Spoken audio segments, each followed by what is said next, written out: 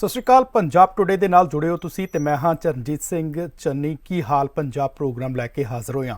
ਇਸ ਪ੍ਰੋਗਰਾਮ ਦੇ ਵਿੱਚ ਅਸੀਂ ਇੱਕ ਗੁਫ਼ਤਗੂ ਕਰਦੇ ਹਾਂ, ਇੱਕ ਡਿਸਕਸ ਕਰਦੇ ਹਾਂ, ਇੱਕ ਚਰਚਾ ਕਰਦੇ ਹਾਂ ਪੰਜਾਬ ਨੂੰ ਲੈ ਕੇ, ਪੰਜਾਬ ਦੇ ਮੁੱਦਿਆਂ ਦੇ ਰਾਜਨੀਤੀ ਕਿਸ ਤਰ੍ਹਾਂ ਹੋ ਰਹੀ ਹੈ, ਵਿਰੋਧੀ ਧਿਰ ਵੱਲੋਂ ਕੀ ਸਵਾਲ ਚੁੱਕੇ ਜਾ ਰਹੇ ਨੇ। ਸਾਰੀ ਗੱਲ ਨੂੰ ਅਸੀਂ ਇੱਕ ਵਿਆਖਿਆ ਦੇ ਤੌਰ ਤੇ, ਇੱਕ ਡਿਬੇਟ ਦੇ ਤੌਰ ਤੇ ਰੱਖਦੇ ਹਾਂ, ਜਿਸ ਨੂੰ ਲੈ ਕੇ ਅੱਜ ਵੀ ਅਸੀਂ ਇੱਕ ਨਵਾਂ ਮੁੱਦਾ ਲੈ ਕੇ ਉੱਭਰੇ ਹਾਂ।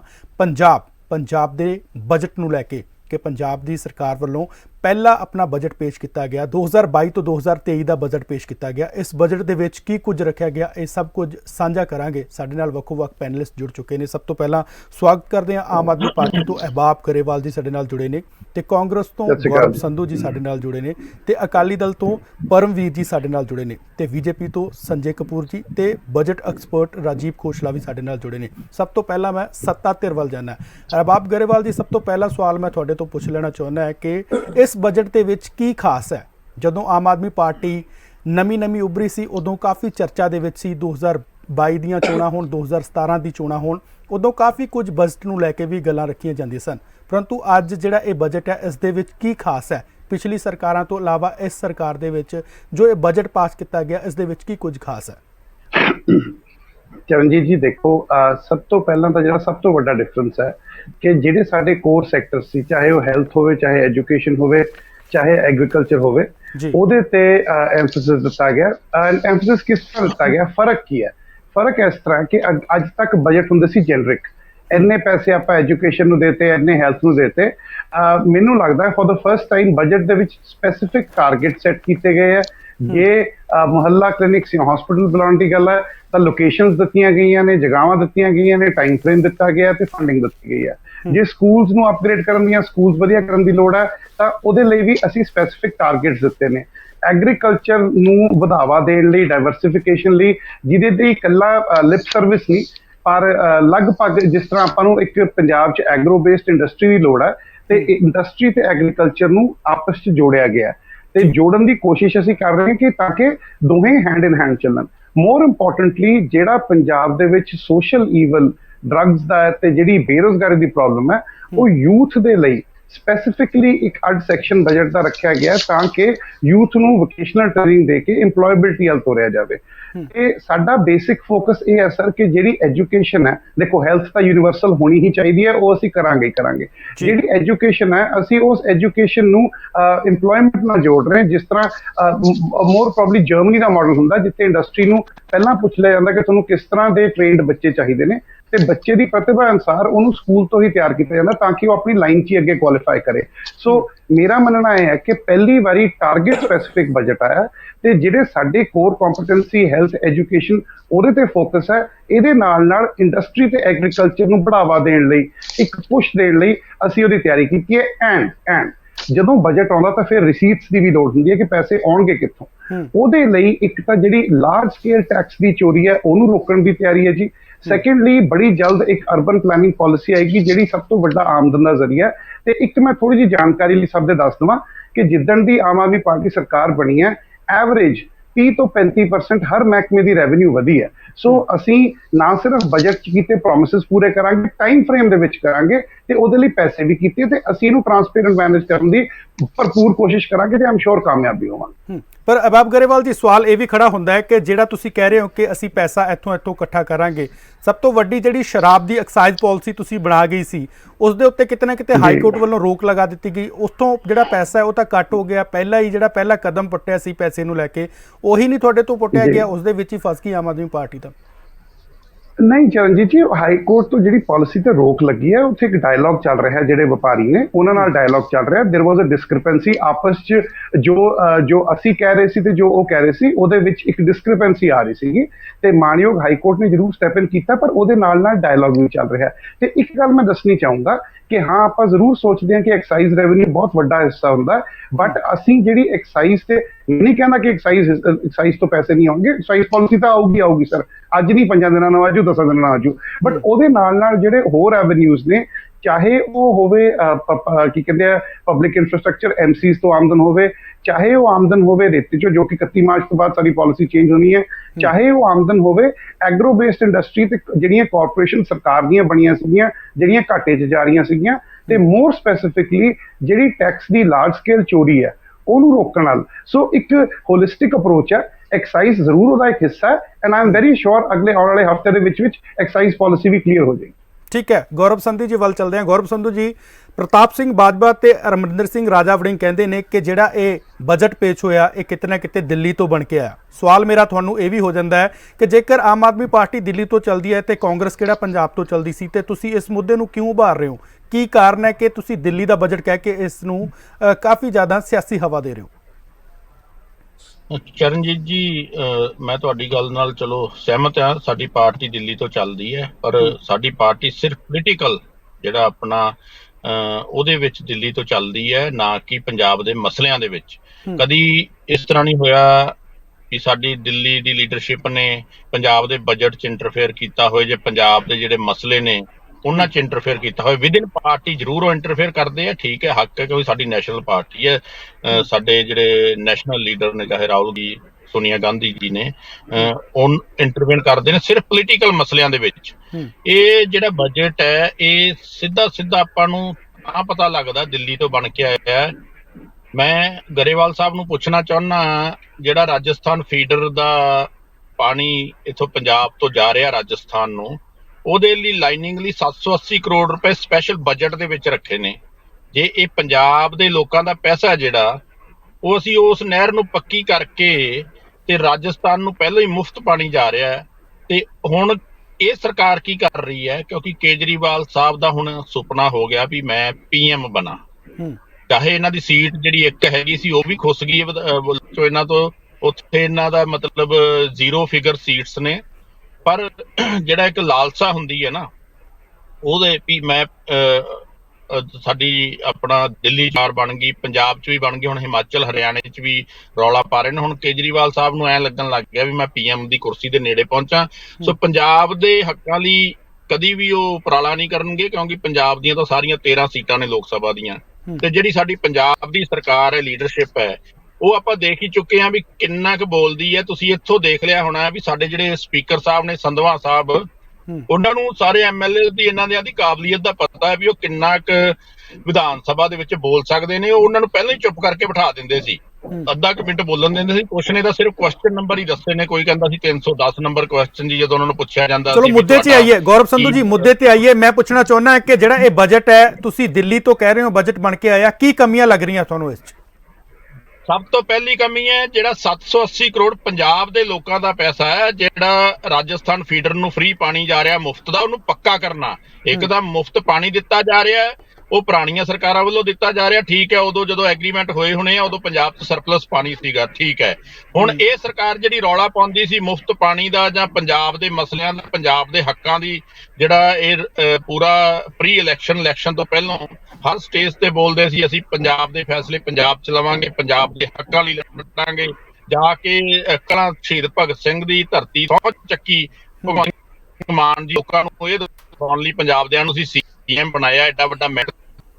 ਤੇ ਮੈਂ ਪੰਜਾਬ ਦੇ ਮਸਲਿਆਂ ਲਈ ਲੜਾਂਗਾ, ਕਿਸੇ ਵਿਰੁੱਧ ਲੜਨਾ ਪਏ। ਭਗਵੰਤ ਸਿੰਘ ਮਾਨ 780 ਕਰੋੜ ਅਨਾਉਂਸ ਹੋਇਆ ਪੰਜਾਬ ਗਵਰਨਮੈਂਟ ਵੱਲੋਂ, ਪੰਜਾਬ ਦਾ ਪੈਸਾ। ठीक है, अहबाब गरेवाल जी तो जवाब ले लेने जी संधू साहब, अहबाब गरेवाल जी तो जवाब ले लेने इस गल ते। अहबाब गरेवाल जी तो जवाब जी, अहबाब जी की जवाब देना चाहोगे 780 करोड़ का जिहड़ा तुसीं?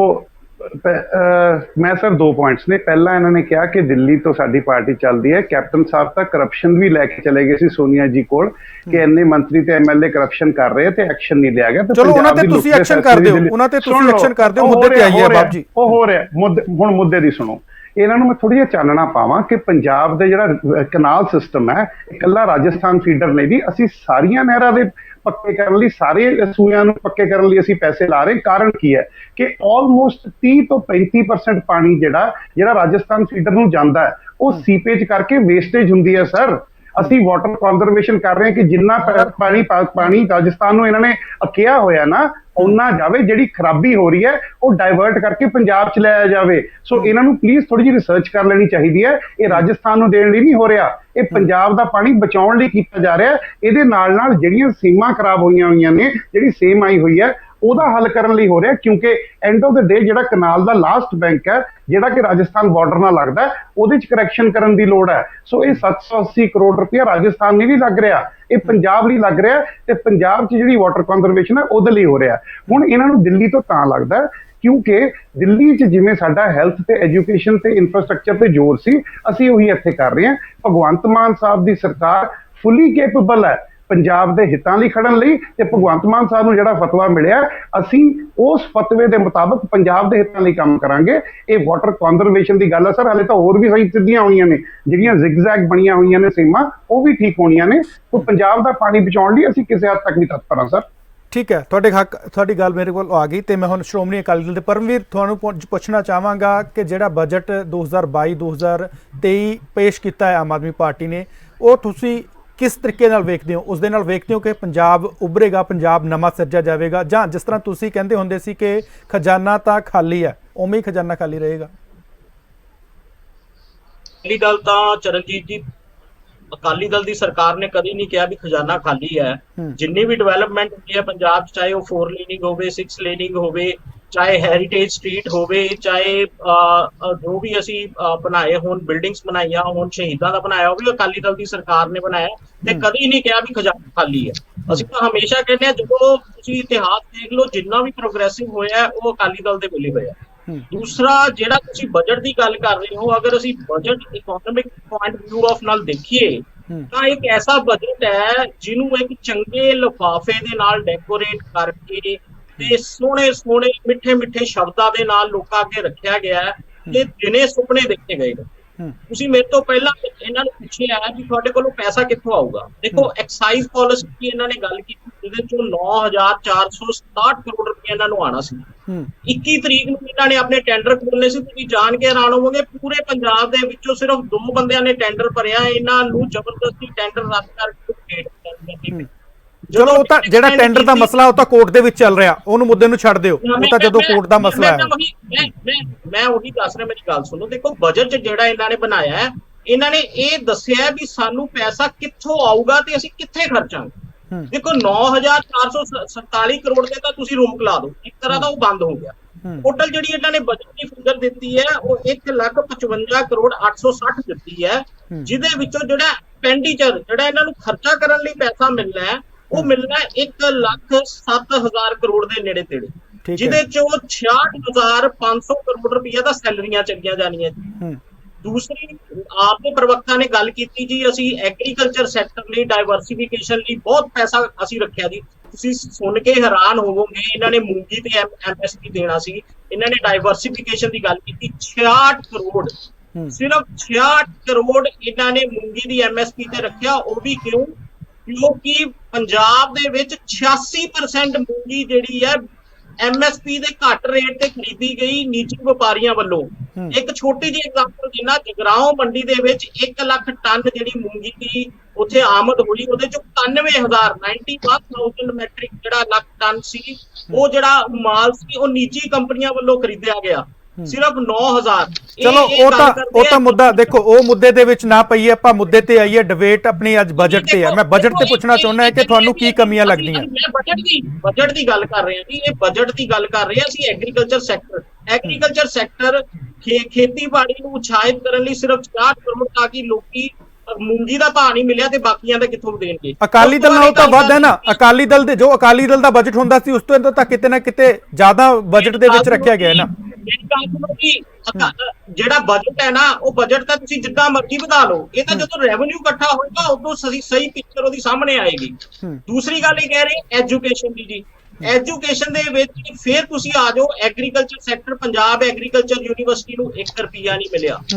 ਪੰਜਾਬ ਯੂਨੀਵਰਸਿਟੀ ਜਿਹਦੇ ਲਈ ਅੱਜ ਮਤਾ ਪਾ ਰਹੇ ਨੇ, ਉਹਨੂੰ 1 ਰੁਪਿਆ ਨਹੀਂ ਦਿੱਤਾ। GNDU ਨੂੰ 1 ਰੁਪਿਆ ਨਹੀਂ ਦਿੱਤਾ। ਗੜਵਾਸੂ ਜਿਹੜੀ ਵੈਟਰਨਰੀ ਦੀ ਸਿਰਫ ਇੱਕੋ ਯੂਨੀਵਰਸਿਟੀ ਆ, ਉਹਨੂੰ 1 ਰੁਪਿਆ ਨਹੀਂ ਦਿੱਤਾ। ਟੈਕਨੀਕਲ ਜਿਹੜੀ ਸਾਡੀ ਯੂਨੀਵਰਸਿਟੀ ਹੈਗੀ, ਉਹਨੂੰ 1 ਰੁਪਿਆ ਨਹੀਂ ਦਿੱਤਾ। ਹੁਣ ਯੂਥ ਐਮਪਲੋਇਮੈਂਟ ਦੀ ਗੱਲ ਕਰਦੇ, ਯੂਥ ਐਮਪਲੋਇਮੈਂਟ ਦੇ ਉੱਪਰ ਇਹਨਾਂ ਨੇ ਕਿਹੜਾ ਸੈਕਸ਼ਨ ਰੱਖਿਆ ਤੇ ਕਿੰਨਾ ਇਹਨਾਂ ਨੇ ਪੈਸਾ ਦਿੱਤਾ, ਉਹਦੀ ਫਿਗਰ ਦੱਸ ਦੇਣ ਸਾਨੂੰ ਸਾਰਿਆਂ ਨੂੰ। ਸਾਰਾ ਪੰਜਾਬ ਸੁਣ ਰਿਹਾ, ਉਹਨੂੰ ਦੱਸ ਦੇਣ। ਅੱਗੇ ਅਸੀਂ ਗੱਲ ਕਰੀਏ ਜੀ, ਜਿਹੜੀ ਅਸੀਂ ਅੱਗੇ ਗੱਲ ਕਰਦੇ ਆ GST ਦੀ, ਵੈਟ ਦੀ, ਉਹ ਇੱਕ ਸੋਚ ਹੈ ਵੀ ਸਾਡੇ ਕੋਲ ਇੰਨਾ ਇਕੱਠਾ ਹੋਏਗਾ। GST ਦਾ ਤਾਂ 15,000 ਕਰੋੜ ਪਹਿਲਾਂ ਉਹ ਹੋ ਗਿਆ ਨਾ, 15,000 ਕਰੋੜ ਦਾ ਰਿਫੰਡ ਹੀ ਹੋ ਗਿਆ, ਉਹ ਤਾਂ ਆਉਣਾ ਹੀ ਨਹੀਂ ਇੱਕ ਕਿਸਮ ਦਾ। ਉਹੀ ਗੱਲ ਹੈ ਜੀ, ਇਹ ਤਾਂ ਫੈਕਟਸ ਐਂਡ ਫਿਗਰ ਤੁਸੀਂ ਵਧਾ ਚੜਾ ਕੇ ਜੋ ਮਰਜ਼ੀ ਦੱਸੀ ਜਾਓ, ਜਦੋਂ ਤੁਹਾਡੇ ਕੋਲੋਂ ਪੈਸਾ ਇਕੱਠਾ ਹੋਏਗਾ ਫਿਰ ਤੁਸੀਂ ਉਹਦੀ ਗੱਲ ਕਰ ਸਕਦੇ ਹੋ। ਹੁਣ ਅਸੀਂ ਅੱਗੇ ਗੱਲ ਕਰ ਰਹੇ ਹਾਂ ਜੀ, ਇਹ ਕਹਿ ਰਹੇ ਆ ਜੀ ਕਿ ਅਸੀਂ ਇਹ ਜਨਤਾ ਦਾ ਬਜਟ ਹੈ, ਜਨਤਾ ਦੇ ਕੋਲੋਂ ਅਸੀਂ ਸੁਝਾਅ ਦਿੱਤੇ, ਇਹਨਾਂ ਦੇ FM ਸਾਹਿਬ ਨੇ ਆਪ ਦੱਸਿਆ ਵੀ 20,000 ਦੇ ਕਰੀਬ ਸਾਨੂੰ ਸੁਝਾਅ ਆਏ, ਜਿਹਦੇ ਤੋਂ 27% ਜਾਣੇ ਕਿ 5400 ਸਾਡੀਆਂ ਭੈਣਾਂ 18 ਸਾਲ ਤੋਂ ਉੱਪਰ ਔਰਤਾਂ ਦੇ ਸੁਝਾਅ ਆਏ। ਜਿਹੜਾ ਇਹਨਾਂ ਨੇ ਵਾਅਦਾ ਕੀਤਾ ਸੀ 1,000 ਰੁਪਇਆ ਪ੍ਰਤੀ ਮਹੀਨਾ ਸਾਡੀਆਂ ਭੈਣਾਂ ਨੂੰ ਮਿਲਣਾ ਸੀ, ਉਹਦੇ ਤੇ ਬਿਲਕੁਲ ਚੁੱਪ ਹੈ, ਉਹਦੇ ਤੇ ਕੋਈ ਬਜਟ ਐਲੋਕੇਸ਼ਨ ਨਹੀਂ, ਕੁਝ ਨਹੀਂ। ਫਿਰ ਉਸ ਤੋਂ ਬਾਅਦ ਜਿਹੜੀਆਂ ਸਾਡੀਆਂ ਨੈਸ਼ਨਲ ਸਕੀਮ ਚੱਲਦੀ ਸੀ, ਅੰਸ਼ੁਮਨ ਦੀ ਸਾਡੀ ਸਕੀਮ ਸੀ, ਉਹਦਾ 350 ਕਰੋੜ ਰੁਪਇਆ ਡਾਕਟਰਾਂ ਨੇ ਲੋਕਾਂ ਦੇ ਇਲਾਜ ਕਰਨੇ ਬੰਦ ਕਰਤੇ ਹੈ, ਕਿਉਂਕਿ ਪੰਜਾਬ ਸਰਕਾਰ ਦਾ ਬਕਾਇਆ, ਉਹਦੀ ਐਲੋਕੇਸ਼ਨ ਨਹੀਂ ਹੈ। ਹੁਣ ਇਹ ਗੱਲ ਕਰ ਰਹੇ ਆ ਜੀ ਅਸੀਂ ਐਜੂਕੇਸ਼ਨ ਤੇ ਹਸਪਿਟੈਲਿਟੀ ਦੀ, ਹਸਪੀਟਲਸ ਦੀ। ਕੱਲ ਪੂਰੇ ਸੈਸ਼ਨ ਦੇ ਵਿੱਚ ਸਾਡੇ MLA ਡਾਕਟਰ ਸੁਖਵਿੰਦਰ ਸੋਖੀ ਨੇ ਇਹਨਾਂ ਦੇ ਕੋਲ ਇੱਕ ਗੱਲ ਪੁੱਛੀ, ਤੁਸੀਂ ਇਹ ਕਹਿ ਰਹੇ ਹੋ ਜੀ ਕਿ ਦਿੱਲੀ ਮਾਡਲ NCERT ਨੇ ਪੰਜਾਬ ਦੇ ਸਕੂਲਾਂ ਨੂੰ ਪਹਿਲੇ ਨੰਬਰ ਤੇ ਲਿਆਂਦਾ, ਉਹ ਸਾਡੇ ਪਹਿਲੇ ਸੀਐਮ ਪੰਜਾਬ ਦੇ ਜਿਨ੍ਹਾਂ ਨੇ ਕਹਿਤਾ ਜੀ ਪੰਜਾਬ ਪਹਿਲੇ ਨੰਬਰ ਤੇ ਆਇਆ, ਉਹ ਫਿਰ ਜਾਲੀ ਹੈ। ਫਿਰ ਇਹ ਗੱਲ ਕਹਿੰਦੇ ਹਸਪਿਟੈਲਿਟੀ ਡੁੱਬੇਗੀ। ਕਰੋਨਾ ਕਾਲ ਦੇ ਵਿੱਚ ਮੈਨੂੰ ਕਹਿਣ ਦੀ ਲੋੜ ਨਹੀਂ, ਆਮ ਲੋਕਾਂ ਨੂੰ ਤਾਂ ਛੱਡੋ, ਇਹਨਾਂ ਦੇ ਆਪਦੇ MLA ਨੂੰ ਆਕਸੀਜਨ ਮਿਲਿਆ, ਸਾਰੇ ਦਿੱਲੀ ਤੋਂ ਪੰਜਾਬ ਆਏ। ਜੀ ਪਰਮਵੀਰ ਜੀ ਮੈਂ ਤੁਹਾਡਾ ਪੱਖ ਜਾਣਾਗਾ, ਮੈਂ ਜਵਾਬ ਲੈ ਲੈਣਾ, ਅਹਿਬਾਬ ਗਰੇਵਾਲ ਤੋਂ ਜਵਾਬ ਲਵਾਂਗਾ ਇਸ ਮਸਲੇ ਤੇ। ਪਹਿਲਾਂ ਮੈਂ 10 ਸੈਕਿੰਡ ਹੋਰ ਲਾਵਾਂਗਾ ਜੀ। ਇਹਨਾਂ ਨੇ ਹਸਪੀਟਲਸ ਬਣਾਉਣ ਲਈ 50 ਕਰੋੜ ਰੁਪਇਆ ਰੱਖਿਆ, ਮੈਨੂੰ ਇਹ ਦੱਸ ਦੇਣ ਕਿਹੜਾ ਸੁਪਰ ਸਪੈਸ਼ਲਿਸਟ ਜਿਹੜਾ ਹਸਪੀਟਲ ਹੈ 50 ਕਰੋੜ। ਤੁਹਾਡੀ ਗੱਲ ਆ ਗਈ, ਬਜਟ ਐਕਸਪਰਟ ਨਾਲ ਗੱਲ ਕਰਾਂਗੇ ਇਸ ਮਸਲੇ ਤੇ। ਪਹਿਲਾਂ ਮੈਂ ਸੰਜੇ ਕਪੂਰ ਜੀ ਤੋਂ ਜਾਣ ਲੈਣਾ ਚਾਹੁੰਦਾ। ਸੰਜੇ ਕਪੂਰ ਜੀ, ਕਿਵੇਂ ਵੇਖਦੇ ਹੋ ਪੰਜਾਬ ਸਰਕਾਰ ਦਾ ਜਿਹੜਾ ਪਹਿਲਾ ਪਲੇਠਾ ਬਜਟ ਪੇਸ਼ ਹੋਇਆ, ਤੁਸੀਂ ਕਿਵੇਂ ਵੇਖਦੇ ਹੋ ਕਿ ਬੀਜੇਪੀ ਕਿਤੇ ਨਾ ਕਿਤੇ ਜਿੱਥੇ ਪੰਜਾਬ ਨੂੰ ਲੋੜ ਹੋਵੇਗੀ ਉੱਥੇ ਮਾਲੀ ਆਰਥਿਕ ਸਹਾਇਤਾ ਦੇਵੇਗੀ? ਸੰਜੇ ਕਪੂਰ ਦੇਖੋ, ਸਭ ਤੋਂ ਪਹਿਲੇ ਤੇ ਮੈਂ ਆਮ ਆਦਮੀ ਪਾਰਟੀ ਦੀ ਸਰਕਾਰ ਨੂੰ ਪਹਿਲਾ ਪੇਪਰਲੈਸ ਬਜਟ ਪੇਸ਼ ਕਰਨ ਲਈ ਤੇ ਅਸੈਂਬਲੀ ਦੀ ਪ੍ਰੋਸੀਡਿੰਗਸ ਦੀ ਲਾਈਵ ਟੈਲੀਕਾਸਟ ਕਰਨ ਲਈ ਬਹੁਤ-ਬਹੁਤ ਵਧਾਈ ਦੇਣਾ ਹੈਗਾ ਜੀ। ਪਰ ਇਹ ਬਜਟ ਦੇਖਣ ਤੋਂ ਬਾਅਦ ਮੈਨੂੰ ਐਸਾ ਮਹਿਸੂਸ ਹੋ ਰਿਹਾ ਹੈ ਕਿ ਆਮ ਆਦਮੀ ਪਾਰਟੀ ਦੀ ਸਰਕਾਰ ਪੰਜਾਬ ਦੇ ਲੋਕਾਂ ਦੇ ਪ੍ਰਤੀ ਤੇ ਪੰਜਾਬ ਦੇ ਮੁੱਦਿਆਂ ਦੇ ਪ੍ਰਤੀ ਗੰਭੀਰ ਨਹੀਂ। ਜਿਹੜੀ ਨੋਟੰਕੀ ਅੱਜ ਤੋਂ 3 ਮਹੀਨੇ ਪਹਿਲੇ ਆਮ ਆਦਮੀ ਪਾਰਟੀ ਦੀ ਗਵਰਨਮੈਂਟ ਬਣਨ ਤੋਂ ਸ਼ੁਰੂ ਹੋਈ ਸੀ ਨਾ, ਉਹ ਨੋਟੰਕੀ ਬਜਟ ਪੇਸ਼ ਕਰਨ ਦੇ ਟਾਈਮ ਤੇ ਅਸੈਂਬਲੀ ਦੇ ਫਲੋਰ ਤੇ ਨਜ਼ਰ ਆਈ ਹੈ। ਇਹਨਾਂ ਨੇ ਕਿਹਾ ਕਿ ਜੀ ਆਪਾਂ ਬਜਟ ਬਣਾਉਣ ਤੋਂ ਪਹਿਲੇ ਆਮ ਲੋਕਾਂ ਦੀ ਰਾਏ ਲਿੱਤੀ ਗਈ ਹੈ। ਮੈਂ ਆਮ ਆਦਮੀ ਪਾਰਟੀ ਦੇ ਪ੍ਰਵਕਤਾ ਤੋਂ ਪੁੱਛਣਾ ਚਾਹੁੰਦਾ ਵਾਂ, ਕਿਆ ਪੰਜਾਬ ਦੀ ਔਰਤਾਂ ਨੇ ਇਹਨਾਂ ਨੂੰ ਇਹ ਰਾਏ ਨਹੀਂ ਦਿੱਤੀ ਕਿ ਜਿਹੜਾ 1,000 ਰੁਪਇਆ ਪਰ ਮਹੀਨਾ ਉਹਨਾਂ ਨੂੰ ਦੇਣ ਦੀ ਗਾਰੰਟੀ ਇਹਨਾਂ ਨੇ ਦਿੱਤੀ ਸੀ, ਉਹ ਪੈਸਾ ਇਹਨਾਂ ਨੂੰ ਦਿੱਤਾ ਜਾਵੇ? ਕਿਆ ਪੰਜਾਬ ਦੇ ਲੋਕਾਂ ਨੇ ਇਹਨਾਂ ਨੂੰ ਇਹ ਰਾਏ ਨਹੀਂ ਦਿੱਤੀ ਕਿ ਜਿਹੜੀ ਫ੍ਰੀ ਇਲੈਕਟ੍ਰਿਸਿਟੀ 300 ਯੂਨਿਟ ਇਹਨਾਂ ਨੇ ਹਰ ਬੰਦੇ ਹਰ ਪਰਿਵਾਰ ਨੂੰ ਦੇਣੀ ਹੀ ਸੀ, ਉਹ ਇਹਨਾਂ ਨੂੰ ਨਹੀਂ ਦੇ ਰਹੇ, ਉਹਦੇ ਵਿੱਚ ਇਹਨਾਂ ਨੇ ਮੋਡੀਫਿਕੇਸ਼ਨ ਕਰ ਦਿੱਤੀ ਕਿ 1 ਕਿਲੋਵਾਟ ਵਾਲਿਆਂ ਨੂੰ ਆਪਾਂ ਉਹ ਬਿਜਲੀ 300 ਯੂਨਿਟ ਬਿਜਲੀ ਮਾਫ ਕਰਾਂਗੇ। ਉਹਨਾਂ ਨੇ ਕਿਹਾ ਰਾਏ ਨਹੀਂ ਦਿੱਤੀ ਕਿ ਤੁਹਾਨੂੰ ਇਹ ਦੇਣੀ ਚਾਹੀਦੀ ਸੀ। ਇਹਨਾਂ ਨੇ ਗਾਰੰਟੀ ਦਿੱਤੀ ਕਿ ਪ੍ਰਾਪਰਟੀ ਟੈਕਸ ਨੂੰ ਅਬੋਲਿਸ਼ ਕਰਾਂਗੇ, ਬਜ਼ੁਰਗਾਂ ਨੂੰ ਪੈਨਸ਼ਨ ਦੇਵਾਂਗੇ, ਲੇਡੀਜ਼ ਨੂੰ ਰਿਜ਼ਰਵੇਸ਼ਨ ਦੇਵਾਂਗੇ, ਹੋਰ ਵੀ ਬੜੀਆਂ ਗਾਰੰਟੀਆਂ ਦਿੱਤੀਆਂ ਸੀ। ਉਹਦੇ ਬਾਰੇ ਇਹਨਾਂ ਨੂੰ ਕਿਆ ਕੋਈ ਰਾਏ ਨਹੀਂ ਮਿਲੀ? ਦੇਖੋ, 2 ਪੁਆਇੰਟਸ ਨੂੰ ਸਮਝਣਾ ਬਹੁਤ ਜ਼ਰੂਰੀ ਹੈਗਾ ਵੈ। ਇਹਨਾਂ ਨੇ ਜਿਹੜਾ ਆਪਣੇ ਬਜਟ ਦੇ ਵਿੱਚ ਜਿਹੜਾ ਟੋਟਲ ਐਕਸਪੈਂਡੀਚਰ ਦਿਖਾਇਆ ਹੈ, ਉਹ ਦਿਖਾਇਆ 1,55,860 ਕਰੋੜ ਤੇ ਆਪਣੀ ਰੈਵਨਿਊ ਦਿਖਾਈ ਗਈ ਹੈ 95,378 ਕਰੋੜ। ਇਹਨਾਂ ਨੇ ਇਲੈਕਸ਼ਨ ਦੇ ਦੌਰਾਨ ਇੱਕ ਗੱਲ ਕਹੀ ਸੀ ਕਿ ਆਉਣ ਵਾਲੇ ਸਮੇਂ ਤੇ ਆਪਾਂ ਜਿਹੜਾ ਬੇਸਿਕਲੀ ਕਰਜ਼ਾ ਹੈਗਾ ਨਾ ਪੰਜਾਬ ਦਾ, ਉਹਨੂੰ ਘਟਾਉਣ ਦੀ ਕੋਸ਼ਿਸ਼ ਕਰਾਂਗੇ, ਉਹਨੂੰ ਘਟਾਵਾਂਗੇ। ਉਲਟਾ ਇਸ ਬਜਟ ਦੇ ਵਿੱਚ ਇਹਨਾਂ ਨੇ ਮਾਰਕੀਟ ਦੇ ਵਿੱਚੋਂ 31,804 ਕਰੋੜ ਰੁਪਏ ਵਧੇਰਾ ਕਰਜ਼ਾ ਚੁੱਕਣ ਦੀ ਗੱਲ ਕੀਤੀ ਹੈ। ਕਿਤੇ ਤੇ ਕਰਜ਼ਾ ਘਟਾਉਣ ਦੀ ਗੱਲ ਕਰਦੇ ਪਏ ਸੀ, ਕਿਤੇ ਬਜਟ ਦੇ ਵਿੱਚ 31,804 ਕਰੋੜ ਰੁਪਏ ਕਰਜ਼ਾ ਚੁੱਕਣ ਦੀ ਗੱਲ ਕਰਦੇ ਪਏ। ਇਹਨਾਂ ਦੀ ਕਥਨੀ ਔਰ ਕਰਨੀ ਦੇ ਵਿੱਚ ਦੋਨਾਂ ਦੇ ਵਿੱਚ ਫਰਕ ਆਉਂਦਾ ਪਿਆ। ਇਹਨਾਂ ਨੇ ਹੈਲਥ ਦੀ ਗੱਲ ਕੀਤੀ, ਇਹਨੇ ਕਿਹਾ ਜੀ 117 ਮੁਹੱਲਾ ਕਲੀਨਿਕ ਬਣਾਵਾਂਗੇ। ਮੈਂ ਆਮ ਆਦਮੀ ਪਾਰਟੀ ਦੇ ਪ੍ਰਵਕਤਾ ਨੂੰ ਪੁੱਛਣਾ ਚਾਹੁੰਦਾ ਕਿ 23 ਡਿਸਟ੍ਰਿਕਟ ਹੈਗੇ ਪੰਜਾਬ ਦੇ, ਤੇ ਜੇ ਮੈਂ 117 ਨੂੰ 23 ਨਾਲ ਡਿਵਾਈਡ ਕਰਦਾ ਨਾ, ਤੇ ਇੱਕ ਡਿਸਟ੍ਰਿਕਟ ਦੇ ਹਿੱਸੇ ਸਿਰਫ 5 ਮੁਹੱਲਾ ਕਲੀਨਿਕ ਆਉਂਦੇ ਹੈ, ਤੇ ਐਡੇ ਵੱਡੇ ਡਿਸਟ੍ਰਿਕਟ 'ਚ 5 ਮੁਹੱਲਾ ਕਲੀਨਿਕ ਕਰਨਗੇ ਕੀ? ਤੁਸੀਂ ਤਾਂ ਸਿਰਫ ਰੋਗਿਆਂ ਦੀ ਨਾ ਲੋਕਾਂ ਦੀ ਅੱਖਾਂ 'ਚ ਮਿੱਟੀ ਪਾਉਂਦੇ ਪਏ ਹੋ।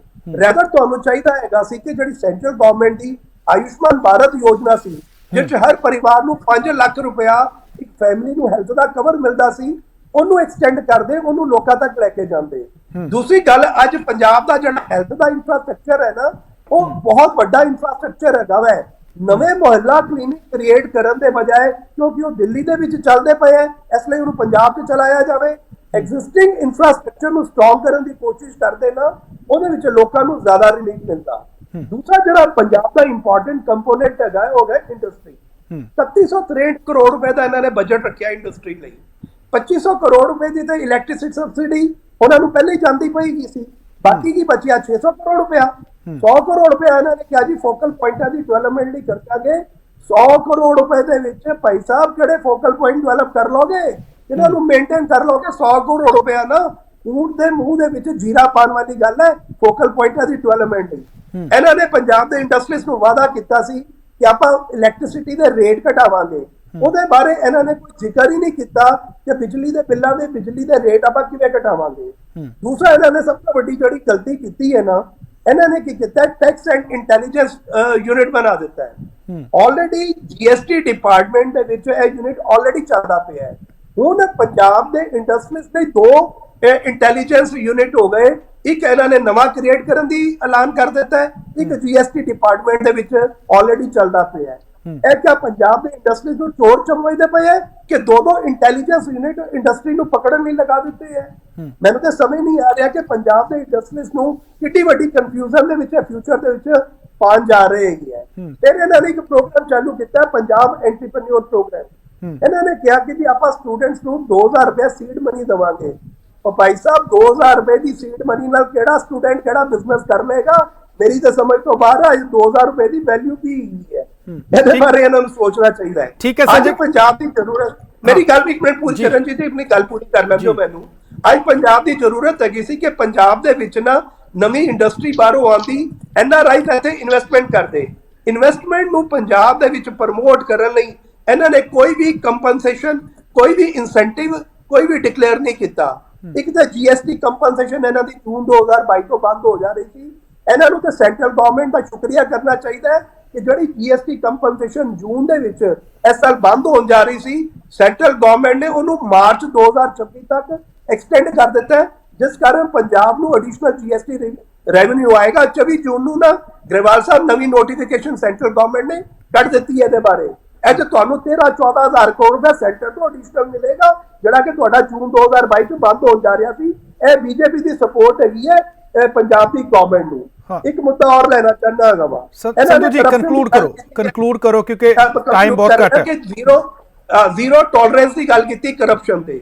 ਆਮ ਆਦਮੀ ਪਾਰਟੀ ਦਾ ਜਨਮ ਹੋਇਆ ਸੀ ਕਿ ਇਹਨਾਂ ਨੇ ਕਿਹਾ ਸੀ ਕਿ ਆਪਾਂ ਲੋਕਪਾਲ ਦੀ ਨਿਯੁਕਤੀ ਕਰਾਇਆ ਕਰਾਂਗੇ। ਜੇ ਕਰਪਸ਼ਨ ਦੇ ਪ੍ਰਤੀ ਇੰਨੇ ਸੀਰੀਅਸ ਹੈਗੇ ਹੈ ਤੇ ਅੱਜ ਪੰਜਾਬ ਦੇ ਵਿੱਚ ਟਾਈਮ ਹੈਗਾ ਕਿ ਲੋਕਪਾਲ ਦੀ ਨਿਯੁਕਤੀ ਕਰਨ। ਲੋਕਾਂ ਨੂੰ ਵੀ ਪਤਾ ਹੈਗਾ ਕਿ ਤੁਹਾਡਾ ਕਰਪਸ਼ਨ ਦੇ ਪ੍ਰਤੀ ਸਟੈਂਡ ਹੈਗਾ ਵਾ। ਇਹ ਕਹਿੰਦੇ ਆ ਕਿ ਪੰਜਾਬ 'ਚ ਆਪਾਂ ਕਰਪਸ਼ਨ ਖਤਮ ਕਰ ਦਿੱਤੀ ਹੈ। ਜਾ ਕੇ ਡਿਪਾਰਟਮੈਂਟ ਹੈ, ਦੇਖੋ ਕਰਪਸ਼ਨ ਪਹਿਲੇ ਤੋਂ ਵੀ ਵੱਧ ਗਈ ਹੈ। ਠੀਕ ਹੈ ਸੰਧੂ ਸਾਹਿਬ, ਹੈਲਪਲਾਈਨ ਨੰਬਰ ਜਾਰੀ ਕਰਨ ਨਾਲ ਕਰਪਸ਼ਨ ਖਤਮ ਨਹੀਂ ਹੋ ਜਾਂਦੀ ਗਰੇਵਾਲ ਸਾਹਿਬ। ਠੀਕ ਹੈ ਸੰਜੇ ਜੀ, ਠੀਕ ਹੈ, ਮੈਂ ਤੁਹਾਡਾ ਪੱਕ ਆ ਗਿਆ। ਮੈਂ ਸਾਰਾ ਕਨਕਲੂਡ ਕਰ ਲੈਣਾ। ਸਾਡੇ ਬਜਟ ਐਕਸਪਰਟ ਰਾਜੀਵ ਖੋਸਲਾ ਸਾਡੇ ਨਾਲ ਜੁੜੇ ਨੇ। ਖੋਸਲਾ ਸਾਹਿਬ, ਕਿਵੇਂ ਵੇਖਦੇ ਹੋ ਵੱਖੋ ਵੱਖ ਪਾਰਟੀਆਂ ਦੀ ਵੱਖੋ ਵੱਖ ਰਾਏ ਹੈ, ਵੱਖੋ ਵੱਖ ਸੁਰ ਹੈ? ਆਮ ਆਦਮੀ ਪਾਰਟੀ ਕਹਿੰਦੀ ਹੈ ਕਿ ਅਸੀਂ ਜਿਹੜਾ ਬਜਟ ਲੈ ਕੇ ਆਏ ਹਾਂ ਉਸ ਦੇ ਨਾਲ ਕਿਤੇ ਨਾ ਕਿਤੇ ਪੰਜਾਬ ਜ਼ਰੂਰ ਸੁਧਰੇਗਾ। 1,55,000 ਕਰੋੜ ਤੋਂ ਜ਼ਿਆਦਾ ਦਾ ਬਜਟ ਹੈ ਤੇ ਅਕਾਲੀ ਦਲ ਵੱਲੋਂ ਸਿੱਧੇ ਨਿਸ਼ਾਨੇ ਲਗਾ ਦਿੱਤੇ ਗਏ ਨੇ ਕਿ ਜਿਹੜੀ ਗਰੰਟੀਆਂ ਸੀ ਉਹ ਕਿੱਥੇ ਨੇ।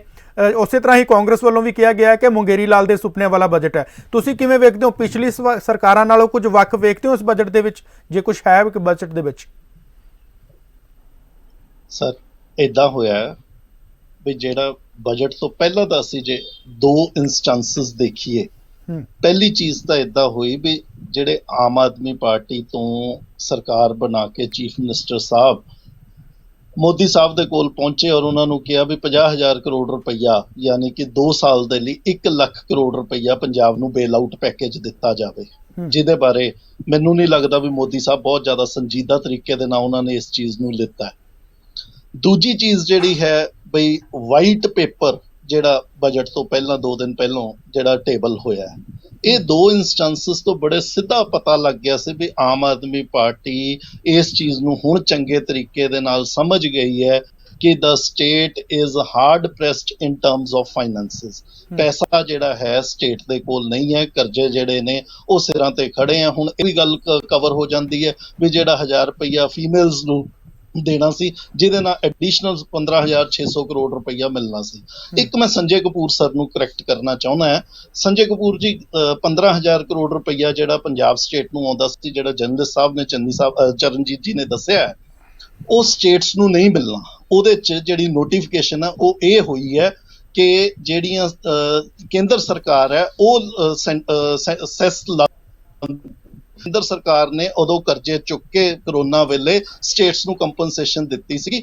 ਉਹ ਕੇਂਦਰ ਸਰਕਾਰ ਤਾਂ ਲਾਉਂਦੀ ਰਹੇਗੀ, ਪਰ ਸਟੇਟਸ ਨੂੰ ਉਹਦੇ ਵਿੱਚੋਂ ਕੁਝ ਨਹੀਂ ਮਿਲਣਾ। ਇਹ ਬੜੀ ਕੈਟਾਗੋਰੀਕਲੀ ਇਸ ਮੀਟਿੰਗ ਦੇ ਵਿੱਚ ਜਿਹੜੀ ਚੰਡੀਗੜ੍ਹ ਦੇ ਵਿੱਚ ਕੰਕਲੂਡ ਹੋਈ ਹੈ ਉਹਦੇ 'ਚ ਆਇਆ ਸੀ। ਅੱਜ ਕੋਈ ਨਵੀਂ ਡਿਵੈਲਪਮੈਂਟ ਹੋਵੇ ਔਰ ਤੁਹਾਡੇ ਕੋਲੋਂ ਨਿਊਜ਼ ਹੋਵੇ ਤਾਂ ਉਹ ਬਿਲਕੁਲ ਅਸੀਂ ਉਹਦਾ ਸਵਾਗਤ ਕਰਦੇ ਹਾਂ ਔਰ ਇਹ ਅੱਛੀ ਡਿਵੈਲਪਮੈਂਟ ਹੋਏਗੀ। ਪਰ ਜਿੰਨਾ ਕੁ ਮੈਨੂੰ ਪਤਾ ਬਈ ਉਹਦੇ ਵਿੱਚ ਕੋਈ ਡਿਵੈਲਪਮੈਂਟ ਨਹੀਂ ਹੈ। ਪੰਜਾਬ ਨੂੰ 15,000 ਕਰੋੜ ਰੁਪਏ ਦਾ ਨੁਕਸਾਨ ਹੋਣਾ ਹੈ ਅਲੋਂਗ ਵਿਦ ਅਦਰ ਸਟੇਟਸ, ਪਹਿਲੀ ਚੀਜ਼। ਦੂਸਰੀ ਚੀਜ਼ ਜਿਹੜੀ ਹੈ, ਸਟੇਟ ਜਿਹੜੀ ਹੈ, ਦੇਖੋ ਇਹਨਾਂ ਦੇ ਉੱਤੇ ਜਿਹੜੀ ਆਮ ਆਦਮੀ ਪਾਰਟੀ ਦੀ ਸਰਕਾਰ ਹੈ, ਹਰ ਬੰਦੇ ਦੀ ਅੱਖ ਸੀਗੀ। ਪੋਲੀਟੀਕਲ ਜਿਹੜੇ ਸਾਇੰਟਿਸਟ ਨੇ ਉਹਨਾਂ ਦੀ ਸੀ, ਅਰਥਚਾਰੇ ਦੇ ਮਾਹਰ ਜਿਹੜੇ ਆ ਉਹਨਾਂ ਦੀ ਸੀ, ਸੋਸ਼ੋਲੋਜਿਸਟ ਦੀ ਸੀ, ਆਮ ਲੋਕਾਂ ਦੀ ਸੀ, ਕਿਉਂਕਿ ਇਸ ਪਾਰਟੀ ਨੇ ਪਹਿਲਾਂ ਆਪਣਾ ਬਜਟ ਪੇਸ਼ ਕਰਨਾ ਸੀ। ਔਰ ਦਿੱਲੀ ਜਿਹੜੀ ਹੈ ਪਾਰਸ਼ਲ ਸਟੇਟ ਹੈ, ਪੰਜਾਬ ਫੁੱਲ ਸਟੇਟ ਹੈ, ਤਾਂ ਪਹਿਲਾ ਬਜਟ ਅਸਲ ਅਰਥਾਂ ਦੇ ਵਿੱਚ ਅੱਜ ਇਸ ਵਾਰ ਪੇਸ਼ ਹੋਣਾ ਸੀਗਾ। ਉਹਦੇ ਵਿੱਚ ਸਟੇਟ ਨੇ ਜਿੰਨੇ ਕੁ ਫਾਈਨੈਂਸਿਸ ਦੇ ਵਿੱਚ ਇਹ ਪੈਰ ਪਸਾਰ ਸਕਦੇ ਸੀ ਉਹਨਾਂ ਕੁ ਇਹਨਾਂ ਨੇ ਯਤਨ ਕੀਤਾ। ਇਹਦੇ 'ਚ ਕੋਈ ਦੋ ਰਾਏ ਨਹੀਂ ਹੈ।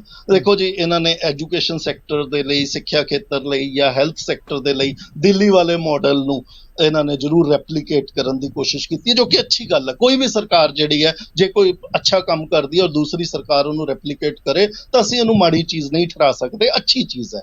ਲੇਕਿਨ ਇਹ ਜਿਹੜੀ ਮੈਂ ਪਹਿਲੋਂ ਗੱਲ ਕਹੀ ਹੈ ਕਿ ਇਹ ਹਾਰਡ ਪ੍ਰੈਸਡ ਸੀਗੇ। ਹਾਰਡ ਪ੍ਰੈਸਡ ਕਿਉਂ ਸੀਗੇ? ਪੈਸਾ ਨਹੀਂ ਸੀਗਾ, ਪੈਸਾ ਨਹੀਂ ਹੈ ਪੰਜਾਬ ਦੇ ਕੋਲ। ਹੁਣ ਦੇਖੋ ਵੀ ਇਹਨਾਂ ਨੇ ਜਿਹੜੀ ਅੰਕੜਿਆਂ ਦੀ ਜੁਗਲਬੰਦੀ ਲਾਈ ਹੈ, ਜਿਹੜੀ ਕਪੂਰ ਸਾਹਿਬ ਨੇ ਦੱਸੀ ਗੱਲ, ਬੀਜੇਪੀ ਦੇ ਜਿਹੜੇ ਨੁਮਾਇੰਦੇ ਨੇ, ਵੀ ਇਹਨਾਂ ਨੇ 117 ਜਿਹੜੇ ਪੇਂਡੂ ਮੁਹੱਲਾ ਕਲੀਨਿਕਸ ਦੀ ਗੱਲ ਕੀਤੀ, ਜਿਹੜੇ ਕਿ 5 ਬਣਦੇ ਨੇ ਹਰ ਜ਼ਿਲ੍ਹੇ ਦੇ ਵਿੱਚ।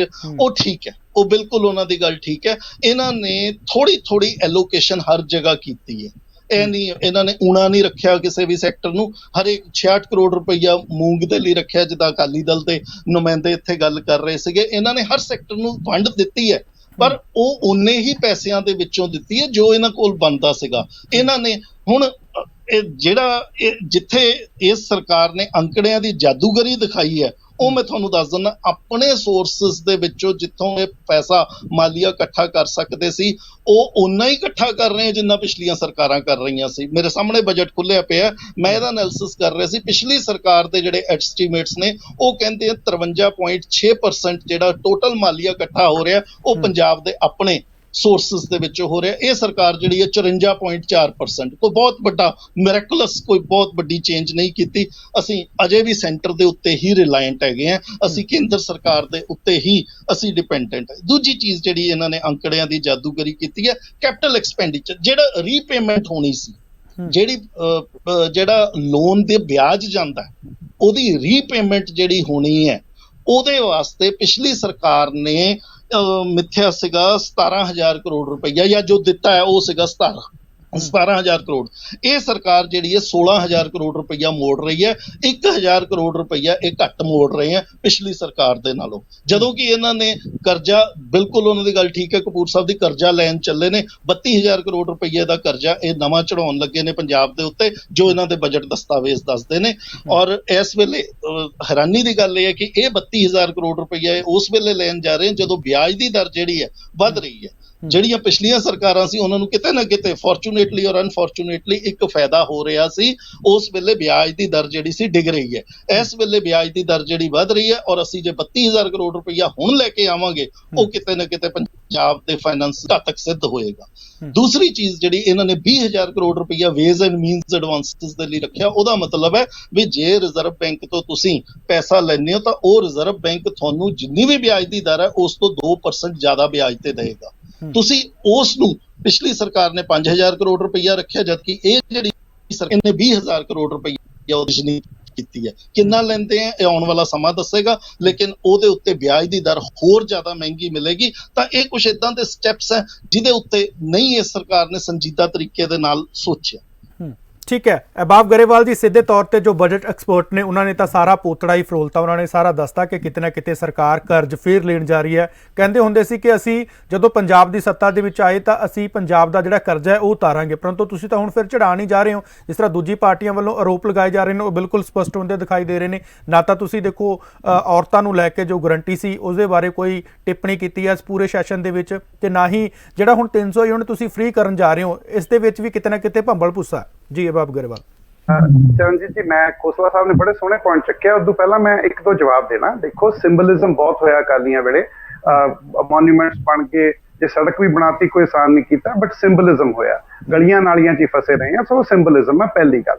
ਦੂਜੀ ਗੱਲ, ਜਿਹੜਾ ਬੀਜੇਪੀ ਕਹਿ ਰਹੀ ਹੈ, ਇਹਨਾਂ ਨੇ ਪਹਿਲਾਂ ਕਿਹਾ ਕਿ 117, ਮੈਂ ਬਾਰ-ਬਾਰ ਕਹਿ ਰਿਹਾ ਪਾਇਲਟ ਪ੍ਰੋਜੈਕਟ ਹੈ, ਇਹ ਪਾਇਲਟ ਪ੍ਰੋਜੈਕਟ ਨਾਲ into 5 ਹੋਏਗਾ। ਜਿਹੜਾ 1000 ਕਰੋੜ ਦੀ 1000 ਰੁਪਏ ਦੀ ਗੱਲ ਕਰ ਰਹੇ, ਮਾਨ ਸਾਹਿਬ ਫਲੋਰ ਆਫ ਦਾ ਹਾਊਸ 'ਚ ਕਹਿ ਚੁੱਕੇ ਹੈ ਕਿ ਸਾਡਾ ਯਤਨ ਹੈ ਕਿ ਅਸੀਂ ਇਸ ਫਿਸਕਲ ਈਅਰ ਦੇ ਵਿੱਚ ਹੀ ਉਹਦੇ ਲਈ ਅਸੀਂ ਪੈਸੇ ਜੁਟਾ ਲਾਂਗੇ ਤੇ ਅਸੀਂ ਜਿਹੜੀ ਗਰੰਟੀ ਦਿੱਤੀ ਉਹ ਤੇ ਅਸੀਂ ਖਰੇ ਉਤਰਾਂਗੇ। ਬੀਜੇਪੀ ਦੀ ਗੱਲ 'ਚ ਇੱਕ ਹੋਰ ਕੰਟਰਡਿਕਸ਼ਨ ਹੈ। ਕੰਟਰਡਿਕਸ਼ਨ ਇਹ ਹੈ ਕਿ ਇਹ ਕਹਿੰਦੇ ਕਿ ਪਹਿਲਾਂ ਐਡਾ ਵੱਡਾ ਪੰਜਾਬ 'ਚ ਹੈਲਥ ਇਨਫਰਾਸਟ੍ਰਕਚਰ ਸੀਗਾ, ਉਹਨੂੰ ਬਿਹਤਰ ਕਰਦੇ। ਸਰ, ਉਹੀ ਕਰ ਰਹੇ ਹਾਂ, ਅਸੀਂ ਅਪਗ੍ਰੇਡ ਕਰ ਰਹੇ ਹਾਂ, ਅਸੀਂ ਵਧਾ ਰਹੇ ਹਾਂ, ਅਸੀਂ ਐਡੀਸ਼ਨ ਕਰ ਰਹੇ ਹਾਂ। ਸਾਨੂੰ ਪਤਾ ਕੀ ਹਾਲਾਤ ਨੇ। ਹੁਣ ਆਪਾਂ ਆ ਜਾਈਏ ਖੋਸਲਾ ਸਾਹਿਬ ਦੀ ਗੱਲ ਤੇ। ਬਿਲਕੁਲ ਸਹੀ ਕਿਹਾ ਸਰ ਨੇ। ਦੇਖੋ ਜੀ, ਸਭ ਤੋਂ ਪਹਿਲਾਂ ਜਿਹੜਾ ਮੋਦੀ ਸਾਹਿਬ ਤੋਂ 50-50 ਹਜ਼ਾਰ ਕਰੋੜ ਰੁਪਇਆ 2 ਸਾਲ ਦਾ ਮੰਗਿਆ ਗਿਆ ਸੀਗਾ, ਆਪਾਂ ਨੂੰ ਸਭ ਨੂੰ ਪਤਾ ਹੈ ਕਿ ਪੰਜਾਬ ਦੇ ਵਿੱਚ ਖਾੜਕੂਵਾਦ ਵੇਲੇ ਜਿਹੜੇ ਐਕਸਪੈਂਡੀਚਰਸ ਇਨਕਰ ਹੋਏ ਨੇ, ਉਹ ਜੇ ਕੀ ਕਹਿੰਦੇ, ਜੇ ਆਪਾਂ ਇਨਫਲੇਸ਼ਨ ਲਈ ਉਹਨੂੰ ਅੱਜ ਅਰੇਂਜ ਕਰ ਲਈਏ ਜਾਂ ਆਪਾਂ ਵੀ ਟੇਕਨ ਇਨਫਲੇਸ਼ਨ, ਅੱਜ ਦੀ ਡੇਟ 'ਚ ਉਹ 2 ਤੋਂ 2.5 ਲੱਖ ਕਰੋੜ ਰੁਪਇਆ ਪੰਜਾਬ ਦਾ ਬਕਾਇਆ ਹੈ ਖਾੜਕੂਵਾਦ ਦੀ ਲੜਾਈ ਦਾ। ਉਹ ਅਸੀਂ ਮੰਗਣ ਗਏ ਸੀ, ਕੋਈ ਆਸਾਨ ਨਹੀਂ ਸੀ। ਜਿਹੜਾ ਵਾਈਟ ਪੇਪਰ ਕੱਢਿਆ ਗਿਆ, ਉਹ ਵਾਈਟ ਪੇਪਰ ਕੱਢਣ ਦਾ ਕਾਰਨ ਹੀ ਇਹ ਸੀ, ਅਸੀਂ ਬਾਰ-ਬਾਰ ਕਹਿ ਰਹੇ ਸੀਗੇ ਕਿ ਪੰਜਾਬ 'ਚ ਅਸੀਂ ਵਾਈਟ ਪੇਪਰ ਕੱਢਾਂਗੇ ਤਾਂ ਕਿ ਸਾਰੇ ਪੰਜਾਬੀਆਂ ਨੂੰ ਐਕਚੁਅਲ ਹਾਲਾਤ ਪਤਾ ਲੱਗਣ ਕਿ ਪੰਜਾਬ ਦੇ ਐਕਚੁਅਲ ਹਾਲਾਤ ਕਿਵੇਂ ਨੇ ਤੇ ਆਪਾਂ ਰਲ ਕੇ ਉਹਨਾਂ ਹਾਲਾਤਾਂ ਨੂੰ ਸੁਧਾਰੀਏ। ਜੇ ਆਪਣੇ ਘਰ 'ਚ ਆਰਥਿਕ ਮੰਦੀ ਹੁੰਦੀ ਹੈ ਸਰ, ਘਰ ਦੇ ਹਰ ਬੰਦੇ ਨੂੰ ਪਤਾ ਹੋਣਾ ਚਾਹੀਦਾ।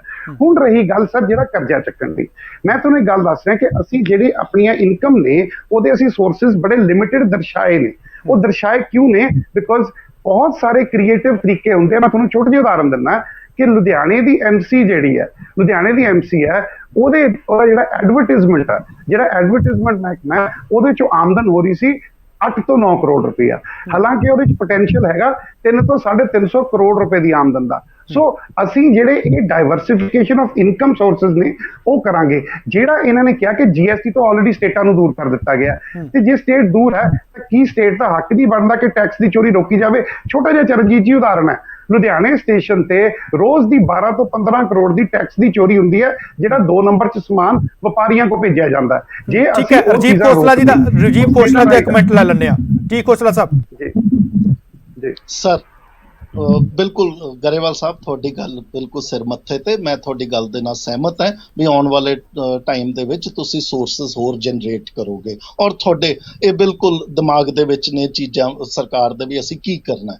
ਲੇਕਿਨ ਆਉਣ ਵਾਲੇ ਟਾਈਮ ਦੇ ਵਿੱਚ ਤੁਸੀਂ ਇਹ ਦੇਖੋ ਵੀ ਚੈਲੰਜਸ ਵੀ ਉਨੇ ਹੀ ਖੜੇ ਹੋ ਰਹੇ ਹੈ। ਮੈਂ ਤੁਹਾਨੂੰ ਉਦਾਹਰਨ ਦੇ ਤੌਰ ਤੇ ਦੱਸਦਾ, ਫਰਟੀਲਾਈਜ਼ਰ ਦੇ ਉੱਤੇ ਜਿਹੜੀ ਸੈਂਟਰ ਗਵਰਨਮੈਂਟ ਨੇ ਆਪਣਾ ਬਜਟ ਰੱਖਿਆ ਸੀ 1.5 ਲੱਖ ਕਰੋੜ ਦਾ, ਔਰ ਇਸ ਵੇਲੇ ਜਿਹੜੀ ਰਸ਼ੀਆ ਤੇ ਯੂਕਰੇਨ ਦੀ ਜੰਗ ਹੋਈ ਹੈ ਉਹਦੇ ਕਰਕੇ ਇਹਨਾਂ ਦਾ ਖਰਚਾ ਹੋ ਰਿਹਾ ਜਾਂ ਬਜਟਡ ਫਿਗਰਸ ਜਿਹੜੀਆਂ ਨੇ ਓਵਰਸ਼ੂਟ ਹੋ ਰਹੀਆਂ, 2,15,000 ਕਰੋੜ ਤੇ ਪਹੁੰਚ ਰਹੀਆਂ। ਯਾਨੀ ਕਿ ਤਕਰੀਬਨ 65,000 ਕਰੋੜ ਰੁਪਏ ਦਾ ਕੇਂਦਰ ਦੇ ਉੱਤੇ ਉਹ ਬਰਡਨ ਆ ਰਿਹਾ। ਇਸੇ ਤਰੀਕੇ ਨਾਲ ਪੈਟਰੋਲ ਡੀਜ਼ਲ ਦੀਆਂ ਜਿਹੜੀਆਂ 10 ਰੁਪਏ ਦੇ ਨਾਲ ਕੀਮਤਾਂ ਵਧਾਈਆਂ, ਉਹਦਾ 1 ਲੱਖ ਕਰੋੜ ਰੁਪਏ ਦਾ ਬਰਡਨ ਕੇਂਦਰ ਸਰਕਾਰ ਨੇ ਆਪਣੇ ਉੱਪਰ ਲਿੱਤਾ ਹੈ। ਤੀਸਰਾ ਜਿਹੜੀ ਗੱਲ ਹੈ ਫੂਡ ਸਬਸਿਡੀ, ਜਿਹਦੇ ਵਾਸਤੇ ਕੇਂਦਰ ਸਰਕਾਰ ਨੇ 2,70,000 ਕਰੋੜ ਰੁਪਇਆ ਮਿੱਥਿਆ ਸੀ, ਉਹਦੇ ਉੱਤੇ ਜਿਹੜੀ ਐਸਟੀਮੇਟਸ ਨੇ ਔਰ ਮਿਨਿਸਟਰੀ ਆਫ ਫਾਈਨਾਂਸ ਦੇ ਵਿੱਚੋਂ ਰੈਵਨਿਊ ਔਰ ਐਕਸਪੈਂਡੀਚਰ ਡਿਪਾਰਟਮੈਂਟਸ ਵੱਲੋਂ ਜਿਹੜੀ ਗੱਲ ਕੀਤੀ ਗਈ ਹੈ, ਉਹਨਾਂ ਨੇ ਕਿਹਾ ਇਹ 1 ਲੱਖ ਕਰੋੜ ਰੁਪਏ ਨਾਲ ਓਵਰਸ਼ੂਟ ਹੋ ਜਾਏਗਾ। ਕੁੱਲ ਮਿਲਾ ਕੇ ਇਹ ਤਕਰੀਬਨ 2.5 ਤੋਂ ਪੌਣੇ 3 ਲੱਖ ਕਰੋੜ ਰੁਪਏ ਦੇ ਨਾਲ ਓਵਰਸ਼ੂਟ ਹੋ ਰਿਹਾ। ਤਾਂ ਕੱਲ ਨੂੰ ਪੋਸੀਬਿਲਿਟੀ ਇਹ ਖੜੀ ਹੁੰਦੀ ਹੈ ਕਿ ਕੇਂਦਰ ਸਰਕਾਰ ਇਹਨਾਂ ਦੇ ਉੱਤੋਂ ਦੀ ਆਪਣਾ ਹੱਥ ਖਿੱਚ ਲਏਗੀ। ਜੇ ਕੇਂਦਰ ਸਰਕਾਰ ਇਹਨਾਂ ਦੇ ਉੱਤੋਂ ਆਪਣਾ ਹੱਥ ਖਿੱਚ ਲਏਗੀ, ਸਟੇਟਾਂ ਦੀ ਜ਼ਿੰਮੇਵਾਰੀ ਬਣ ਜਾਣੀ ਹੈ ਸਸਤਾ ਫਰਟੀਲਾਈਜ਼ਰ ਮੁਹੱਈਆ ਕਰਾਉਣਾ, ਸਸਤਾ ਪੈਟਰੋਲ ਡੀਜ਼ਲ ਜਿਹੜਾ ਮੁਹੱਈਆ ਕਰਾਉਣਾ, ਤੇ ਫੂਡ ਸਬਸਿਡੀ ਜਿਹੜੀ ਹੈ, ਜਿਹੜਾ 80 ਕਰੋੜ ਲੋਕਾਂ ਨੂੰ ਆਟਾ ਤੇ ਜਿਹੜਾ ਚਾਵਲ ਜਾਂਦਾ ਉਹ ਚੀਜ਼ ਪ੍ਰੋਵਾਈਡ ਕਰਨੀ ਸਟੇਟਾਂ ਦੀ ਜ਼ਿੰਮੇਵਾਰੀ ਬਣਨੀ ਹੈ। ਉਹ ਜੇ ਆਪਾਂ ਰੈਵਨਿਊ ਜਨਰੇਟ ਕਰ ਰਹੇ ਹਾਂ ਤਾਂ ਸਾਨੂੰ ਇਹ ਵੀ ਦੇਖਣਾ ਪਏਗਾ ਸਾਡੇ ਉੱਤੇ ਖਰਚੇ ਵੀ ਉਨੇ ਹੀ ਆ ਰਹੇ ਨੇ। ਫਿਰ 15,000 ਕਰੋੜ ਰੁਪਏ ਦਾ ਸਾਡੇ ਉੱਤੇ GST ਜਿਹੜੀ ਨਹੀਂ ਮਿਲਣੀ, ਜਿਹੜੀ ਬੀਜੇਪੀ ਦੇ ਨੁਮਾਇੰਦੇ ਕਹਿ ਰਹੇ ਨੇ ਮਿਲਣੀ ਨੂੰ ਜੋ ਪਤਾ ਹੈ ਕਿ ਉਹ ਸ਼ਾਇਦ ਨਹੀਂ ਮਿਲਣੀ ਹੈ। ਤੀਸਰੀ ਚੀਜ਼ ਸਰ, ਜਿਹੜਾ ਆਪਾਂ ਪਾਵਰ ਦੇ ਉੱਤੇ ਖਰਚਾ ਕੀਤਾ ਉਹਦੇ ਨਾਲ 5000 ਕਰੋੜ ਰੁਪਏ ਦਾ ਐਡੀਸ਼ਨਲ ਬਰਡਨ ਹੋਇਆ, ਔਰ ਅਸੀਂ ਇਹ ਭੁੱਲ ਰਹੇ ਹਾਂ ਇਸ ਚੀਜ਼ ਤੇ। ਓਵਰਆਲ ਤਾਂ ਅਸੀਂ ਭਾਵੇਂ ਗੱਲ ਕਰ ਰਹੇ ਹਾਂ ਇਹਦੇ ਨਾਲ 15000 ਕਰੋੜ ਰੁਪਏ ਦੀ ਖਰਚਾ ਹੋਏਗਾ ਸਾਲਾਨਾ, ਪਰ ਜਿਹੜਾ ਪਾਵਰ ਡਿਸਕੌਮਸ ਦੇ ਉੱਤੇ ਇਹਦਾ PSPCL ਜਿਹੜੀ ਹੈ ਉਹਦੇ ਉੱਤੇ ਖਰਚਾ ਖੜਾ ਹੈ, ਜਾਂ ਜਿਹੜੀ ਪਾਵਰ ਕੌਮ ਹੈ ਉਹਦੇ ਉੱਤੇ ਜਿਹੜਾ ਉਹਨਾਂ ਨੇ ਪੁਰਾਣੇ ਕਰਜ਼ੇ ਦੇਣੇ, ਅਸੀਂ ਉਸ ਚੀਜ਼ ਨੂੰ ਭੁੱਲ ਰਹੇ ਹਾਂ। ਠੀਕ ਹੈ। ਅਹਿਬਾਬ ਗਰੇਵਾਲ ਸਾਹਿਬ, ਮੈਂ ਸਵਾਲ ਕਰ ਦੇਣਾ ਚਾਹੁੰਦਾ, ਜਿਹੜਾ ਰਾਜੀਵ ਖੋਸਲਾ ਜੀ ਨੇ ਜਵਾਬ ਦਿੱਤਾ ਉਹਨੂੰ ਵੀ ਤੁਸੀਂ ਇੱਕ ਵਾਰ ਰਿਵਿਊ ਕਰ ਦਿਓ ਤੇ ਮੇਰਾ ਸਵਾਲ ਵੀ ਸੁਣ ਲਓ। ਹੁਣ 200 ਕਰੋੜ ਰੁਪਇਆ ਪੰਜਾਬੀ ਯੂਨੀਵਰਸਿਟੀ ਪਟਿਆਲਾ ਨੂੰ ਦਿੱਤੇ ਜਾਣ ਦੀ ਗੱਲ ਰੱਖੀ ਜਾ ਰਹੀ ਹੈ। ਜਿਹੜੀ ਯੂਨੀਵਰਸਿਟੀ ਜਿੰਦਾ ਹੈ ਚੰਡੀਗੜ੍ਹ ਦੀ ਪੰਜਾਬ ਯੂਨੀਵਰਸਿਟੀ, ਉਸ ਨੂੰ ਤਾਂ ਤੁਸੀਂ ਸਾਂਭ ਨਹੀਂ ਰਹੇ। ਜਿਹੜੀ ਮਰੀ ਹੋਈ ਹੈ ਉਸ ਨੂੰ ਤੁਸੀਂ 200 ਕਰੋੜ ਦੇ ਨਾਲ ਕੀ ਸਾਂਭ ਪਾਓਗੇ ਕਿ 200 ਕਰੋੜ ਨਾਲ ਉਸ ਦਾ ਮਾਲੀਆ ਕਿਤੇ ਨਾ ਕਿਤੇ ਚੇਂਜ ਹੋ ਸਕਦਾ ਲੱਗਦਾ? ਜੀ ਦੋ ਤਿੰਨ ਗੱਲਾਂ ਦੇਖੋ। ਪੰਜਾਬ ਯੂਨੀਵਰਸਿਟੀ ਦਾ ਅੱਜ ਮਤਾ ਪਿਆ, ਸਾਰੀਆਂ ਪਾਰਟੀਆਂ ਨੇ ਸਾਥ ਦਿੱਤਾ ਸਿਵਾਏ ਇੱਕ ਦੇ। ਜਿਹੜੀ ਯੂਨੀਵਰਸਿਟੀ ਦਾ ਹਲੇ ਸਟੇਟਸ ਨਹੀਂ ਕਲੀਅਰ, ਉਹਦਾ ਜਦੋਂ ਸਟੇਟਸ ਕਲੀਅਰ ਹੋਏਗਾ ਉਹਦੇ ਲਈ ਵੀ ਪੈਸੇ ਜਾਣਗੇ। ਪਹਿਲੀ ਗੱਲ, ਪੰਜਾਬੀ ਯੂਨੀਵਰਸਿਟੀ ਨੂੰ ਲੋੜ ਆ ਸਰ। ਗੱਲ ਕੀ ਹੈ, ਮੈਂ ਜਿਹੜੀ ਗੱਲ ਕਹਿ ਰਿਹਾ ਸੀਗਾ, ਜਿਹੜਾ ਖੋਸਲਾ ਸਾਹਿਬ ਨੇ ਪੁਆਇੰਟ ਚੱਕਿਆ, ਯੈਸ ਸੈਂਟਰ ਤੇ ਸਬਸਿਡੀ ਦਾ ਬਰਡਨ ਪੈ ਰਿਹਾ ਤੇ ਸ਼ਾਇਦ ਸੈਂਟਰ ਉਹ ਬੇਅਰ ਸਟੇਟਸ ਦੇ ਵਿੱਚ ਇਕੁਅਲੀ ਨਾ ਬਣ ਪਾਵੇ, ਬੀਜੇਪੀ ਰੂਲ ਸਟੇਟਸ ਤੇ ਦੂਜੀਆਂ ਸਟੇਟ ਦਾ ਫਰਕ ਆਵੇ। ਹੁਣ ਮੈਂ ਤੁਹਾਨੂੰ ਛੋਟੀ ਜਿਹੀ ਇਨਕਮ ਸੋਰਸਿਸ ਦੀ ਗੱਲਾਂ ਦੱਸਦਾ। ਅਸੀਂ ਇੱਕ ਬਹੁਤ ਵੱਡਾ ਪੁਸ਼ ਕਰਨ ਲੱਗੇ ਹਾਂ ਟੂਵਰਡਸ ਟੂਰਿਜ਼ਮ ਸੈਕਟਰ। ਸੈਕਿੰਡ, ਅਸੀਂ ਪੁਸ਼ ਕਰਨ ਲੱਗੇ ਜਿਹੜੇ ਕੋਆਪਰੇਟਿਵਸ ਪੰਜਾਬ ਦੇ ਖਤਮ ਹੋ ਗਏ ਸੀਗੇ, ਜਿਹੜੇ ਕਿ ਬਣੇ ਸੀਗੇ ਕਿਸਾਨੀ ਨੂੰ ਮਾਰਕੀਟ ਕਰਨ ਲਈ, ਅਸੀਂ ਉਹਨਾਂ ਬਾਰੇ ਨਾਲ ਪੁਸ਼ ਕਰਨ ਲੱਗੇ ਹਾਂ। ਅਸੀਂ ਇਹ ਪੁਸ਼ ਕਰਨ ਲੱਗੇ ਹਾਂ ਕਿ ਠੀਕ ਹੈ, ਫੂਡ ਗ੍ਰੇਨ ਕਣਕ ਝੋਨਾ ਐਕਸਪੋਰਟ ਕਰਨ ਨੂੰ ਸਾਨੂੰ ਸੈਂਟਰ ਦੀ ਪਰਮਿਸ਼ਨ ਚਾਹੀਦੀ ਹੈ, ਪਰ ਫਿਨਿਸ਼ਡ ਪ੍ਰੋਡਕਟਸ ਐਕਸਪੋਰਟ ਕਰਨ ਨੂੰ ਸੈਂਟਰ ਦੀ ਪਰਮਿਸ਼ਨ ਨਹੀਂ ਚਾਹੀਦੀ। ਸੋ ਜਿਹੜੇ ਸਾਡੇ ਪੰਸਪ ਮਾਰਕੀਟ ਵਰਗੇ ਅਦਾਰੇ ਸੀਗੇ, ਅਸੀਂ ਉਹਨਾਂ ਨੂੰ ਰਿਵਾਈਵ ਕਰ ਰਹੇ ਹਾਂ ਉਹਨਾਂ ਦੇ ਐਗਜ਼ਿਸਟਿੰਗ ਬਜਟਸ ਤੋਂ। ਅਸੀਂ ਹਿੱਟ ਕਰ ਰਹੇ ਹਾਂ ਕਰਪਸ਼ਨ ਤੇ। ਜਿਹੜੀ ਗੱਲ ਇਹਨਾਂ ਨੇ ਕਹੀ ਐਂਟਰਪ੍ਰੀਨਿਓਰਸ਼ਿਪ ਪ੍ਰੋਗਰਾਮ ਦੀ, ਮੈਂ ਪਹਿਲਾਂ ਸੁਣ ਰਿਹਾ ਸੀ ਬੀਜੇਪੀ ਵਾਲਿਆਂ ਦੀ। Sir, entrepreneurship program German university model ਤੇ ਹੈ। ਬੱਚਿਆਂ ਨੂੰ 8ਵੀਂ ਤੋਂ ਸ਼ੁਰੂ ਕੀਤਾ ਜਾਏਗਾ ਤਾਂ ਕਿ ਬੱਚਾ 12ਵੀਂ ਤੋਂ ਪ੍ਰੋਡਕਟਿਵ ਮੈਂਬਰ ਆਫ ਸੋਸਾਇਟੀ ਬਣੇ, ਆਪਣੇ ਕੰਮ 'ਚ ਜਾਵੇ। ਮੈਂ ਚਰਨਜੀਤ ਜੀ ਜਿਹੜੀ ਗੱਲ ਜ਼ਰੂਰੀ ਹੈ ਕਰਨੀ ਚਾਹੁੰਦਾ ਕਿ ਮੈਂ ਮੰਨਦਾ ਕਿ ਬਹੁਤ ਜ਼ਿਆਦਾ ਚੈਲੰਜਸ ਨੇ, ਬਟ ਜਿਹੜਾ ਕਿ ਸਭ ਤੋਂ ਪਹਿਲਾਂ ਜਿਹੜੀ ਮੈਂ ਗੱਲ ਕਰ ਰਿਹਾ, ਪਾਵਰ ਗ੍ਰਿਡ, ਬਿਜਲੀ ਆਪਾਂ 1 ਜੁਲਾਈ ਤੋਂ ਦੇ ਰਹੇ ਹਾਂ, ਪਰ ਇਹਦੇ ਨਾਲ ਇੱਕ ਛੋਟੀ ਚੀਜ਼ ਅਸੀਂ ਨੋਟਿਸ ਕਰ ਰਹੇ ਹਾਂ ਕਿ ਅਸੀਂ ਪਾਵਰ ਗ੍ਰਿਡ ਦੇ ਵਿੱਚ ਇੰਨੇ ਜ਼ਿਆਦਾ ਲੋਕ ਲਿਆਏ ਆ ਕਿ ਜਿਹੜਾ 30% 35% ਪੰਜਾਬ ਦੀ ਬਿਜਲੀ ਜਿਹੜੀ ਚੋਰੀ ਜਾਂ ਕੁੰਡੀ 'ਚ ਖਰਾਬ ਹੁੰਦੀ ਸੀ, ਅਸੀਂ ਉਹਦੇ ਤੇ ਕਾਬੂ ਪਾਵਾਂਗੇ। ਸਬਸਿਡੀ ਉਹਦੇ ਚੋਂ ਨਿਕਲੇਗੀ। ਜਦੋਂ ਤੁਹਾਡਾ ਪਾਵਰ ਗ੍ਰਿਡ ਸਟਰੋਂਗ ਹੋਏਗਾ, ਮੈਕਸਿਮਮ ਲੋਕ ਤੁਹਾਡੇ ਵਿੱਚ ਆਉਣਗੇ ਤਾਂ ਉਹਦੇ ਨਾਲ ਫਰਕ ਪੈਂਦਾ ਸਰ। ਰਹੀ ਗੱਲ ਹੋਰ ਸੋਰਸਸ ਆਫ ਇਨਕਮ ਜਨਰੇਸ਼ਨ ਦੀ, ਚਰਨਜੀਤ ਜੀ ਅੱਜ ਬੋਲਾਂਗੇ, ਕੱਲ ਸਵੇਰੇ ਸਵਾਲ ਹੋਣੇ ਆ ਨਹੀਂ ਕੀਤਾ। ਜਦੋਂ ਪਾਲਿਸੀਜ਼ ਅਨਾਉਂਸ ਹੋਣਗੀਆਂ, ਜਿਹੜੀ ਅਰਬਨ ਪਲੈਨਿੰਗ ਦੀ ਪਾਲਿਸੀ ਹੈ, ਅਸੀਂ ਇੱਕ ਵੱਡਾ ਹਿੱਸਾ ਆਮਦਨ ਦਾ ਉੱਥੋਂ ਦੇਖ ਰਹੇ ਹਾਂ। ਜਿਹੜੀ ਵੇਸਟਫੁਲ ਐਕਸਪੈਂਡੀਚਰ ਹੈ, ਮੈਂ ਤੁਹਾਨੂੰ ਛੋਟਾ ਜਿਹਾ ਉਦਾਹਰਨ ਦਿੰਦਾ। ਲੁਧਿਆਣਾ ਜਿਹੜੀ ਕੀ ਕਹਿੰਦੇ ਸ਼ਹਿਰਾਂ ਦੀ ਬਿਊਟੀਫਿਕੇਸ਼ਨ ਦੇ ਨਾਮ ਤੇ ਮੇਰੀ ਕਾਲੋਨੀ 'ਚ ਪਿਛਲੇ 4 ਸਾਲਾਂ 'ਚ 5 ਵਾਰੀ ਟਾਈਲਾਂ ਚੇਂਜ ਹੋ ਗਈਆਂ। ਜਿਹੜੀ ਪੱਖੋਵਾਲ ਰੋਡ ਹੈ ਉਹਦੇ ਰਿਪੇਅਰ ਲਈ 76 ਲੱਖ ਰੁਪਇਆ ਅਸੀਂ ਐਤਕੀ ਪਾਸ ਹੋਇਆ ਜੀ।